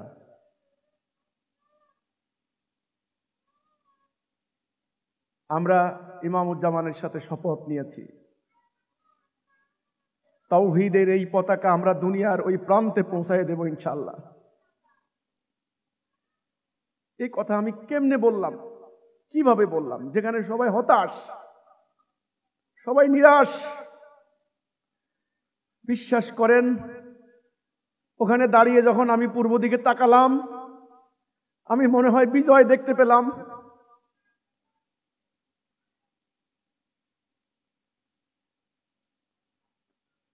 এটা কিভাবে হলো, কেমনে হলো? যিনি দুনিয়া থেকে চলে গেছেন, যার আহ্বানে আমরা ঐক্যবদ্ধ হয়েছি, এই আবেগ আপনাদেরকে বুঝাতে পারবো না, সম্ভব না। হতাশ এই অবস্থায় আমি কেমনে এই কথা বললাম, পৃথিবীর ওই প্রান্তে আমরা তৌহিদের পতাকা নিয়ে যাব ইমামুজ্জামান। আল্লাহ তুমি আমাদেরকে সাক্ষী থাকো, ইসলামের বিজয় পতাকা শুরু হলো বিজয়। সে বক্তব্যটা আপনারা শুনবেন, আমার সেদিনের সেই বক্তব্য আছে। আমরা গোড়াই থেকে চলে আসলাম, উত্তরা জরুরি মিটিং বসলাম। তখনকার যারা দায়িত্বশীল ছিলেন কেন্দ্রীয় পর্যায়ে, পরিস্থিতি সামাল দেওয়ার জন্য ইমামুজ্জামানের পরিবার, ইমামুজ্জামানের সন্তানরা, ওনার স্ত্রী আছেন, সবাই, আমরা সবাইকে নিয়ে, আমাদের তখন ওই সময়টা ছিল অত্যন্ত কঠিন। সবাই বসলো, আমাদের আন্দোলন এখন কিভাবে চলবে। অনেকে বলল পরামর্শ করেই চলবেন। আমাকে বলা হলো, আমি তো আগে সমন্বয়কারী, তাইলে সমন্বয়কারী উনি থাকবেন, উনি বলুন। আমি মিটিংটা শেষ করে বাসায় যখন আমি ঢুকলাম, ঢুকার সাথে সাথে আমার মনে হলো কোথাও না কোথাও ভুল হচ্ছে। আল্লাহর দ্বীনের কোনো সমন্বয়কারী বলতে কোনো কথা নাই, ইমাম। হঠাৎ আমার ভিতরে আসলো, এখন যদি ইমাম বলতে হয়, এরা তো মানবে না। ইমামুজ্জামানকে ইমাম মানতো, আমাকে তো মানবে না এই জায়গায়। আমি তো সাধারণ মানুষ, আমি তো ওনার স্টুডেন্ট, অন্য 10 জন স্টুডেন্টের মতো একজন স্টুডেন্ট। আমি সেই ইয়েগুলি পাওয়া শুরু করলাম। সালাতের বইয়ে অন্যান্য জায়গায় আছে পরিষ্কার, জাতির যিনি পরিচালনা করবেন তিনি ইমাম। পরের মিটিং উপস্থাপন করলাম যে সঠিকভাবে হয়, তখন এই অবস্থায় কথাগুলো বলা মুশকিল আপনাদের সামনে, আপনারা বুঝতে পারবেন না সেই টাইমটা কেমন গেছে। প্রথম প্রস্তাব হলো যে এখন থেকে বলা হবে ইমাম। এই কথাটা অনেকে মানতে পারেন নাই। এখানে রুফায়দা ছিল সর্বপ্রথম, আমি হতবাক হয়ে গেছি। রুফায়দা সর্বপ্রথম বলল যে হ্যাঁ ইমাম, মাননীয় ইমাম, আমাদের ইমাম। আম্মা আছেন, রিয়াদ, এরা এরপর পর সবাই মিলে এই জিনিসটা হলো। এই যে ঘটনাটা, যখনই ইমাম ঘোষণা দেওয়া হলো, এখন থেকে আমরা বলবো মাননীয় ইমাম। আমাদের ইমামুজ্জামান তো উনি ছিলেন আমাদের মাননীয় ইমাম। এরপর আমি 3-4টা স্বপ্ন দেখলাম, আরো কিছু স্বপ্ন দেখলাম। আল্লাহর মনোনীত কথাটা সহজ নয়, এমনি এমনি নয়। এরপর থেকে আমি কোথা থেকে কথাগুলি বলছি, কোথা থেকে কথাগুলি পাচ্ছি, কে আমাকে কথাগুলি দিচ্ছে, আমি যেন অন্য মানুষ, আমি আর আগের মতো নাই। এ কি, আমি নিজেও বুঝতে পারছি না আমি কোথা থেকে কথাগুলি বলছি, কিভাবে কথাগুলি বলছি। এতদিন এই হাদিসটি পড়লাম, এতদিন বুঝলাম না এটা, এখন কেন বুঝছি। হযরতে বেলালকে আল্লাহ রাসূল কাবার উপরে উঠালেন, কেন উঠালেন? এটা তো এতদিন পড়েছি এই ইতিহাস, এতদিন বুঝলাম না কেন। এইভাবে একটার পর একটা আসতে লাগলো, আন্দোলন চলতে লাগলো। এই শুরু আমাদের আন্দোলনের কার্যক্রমে মনে হয় যেন একটা বিস্ফোরণ ঘটলো।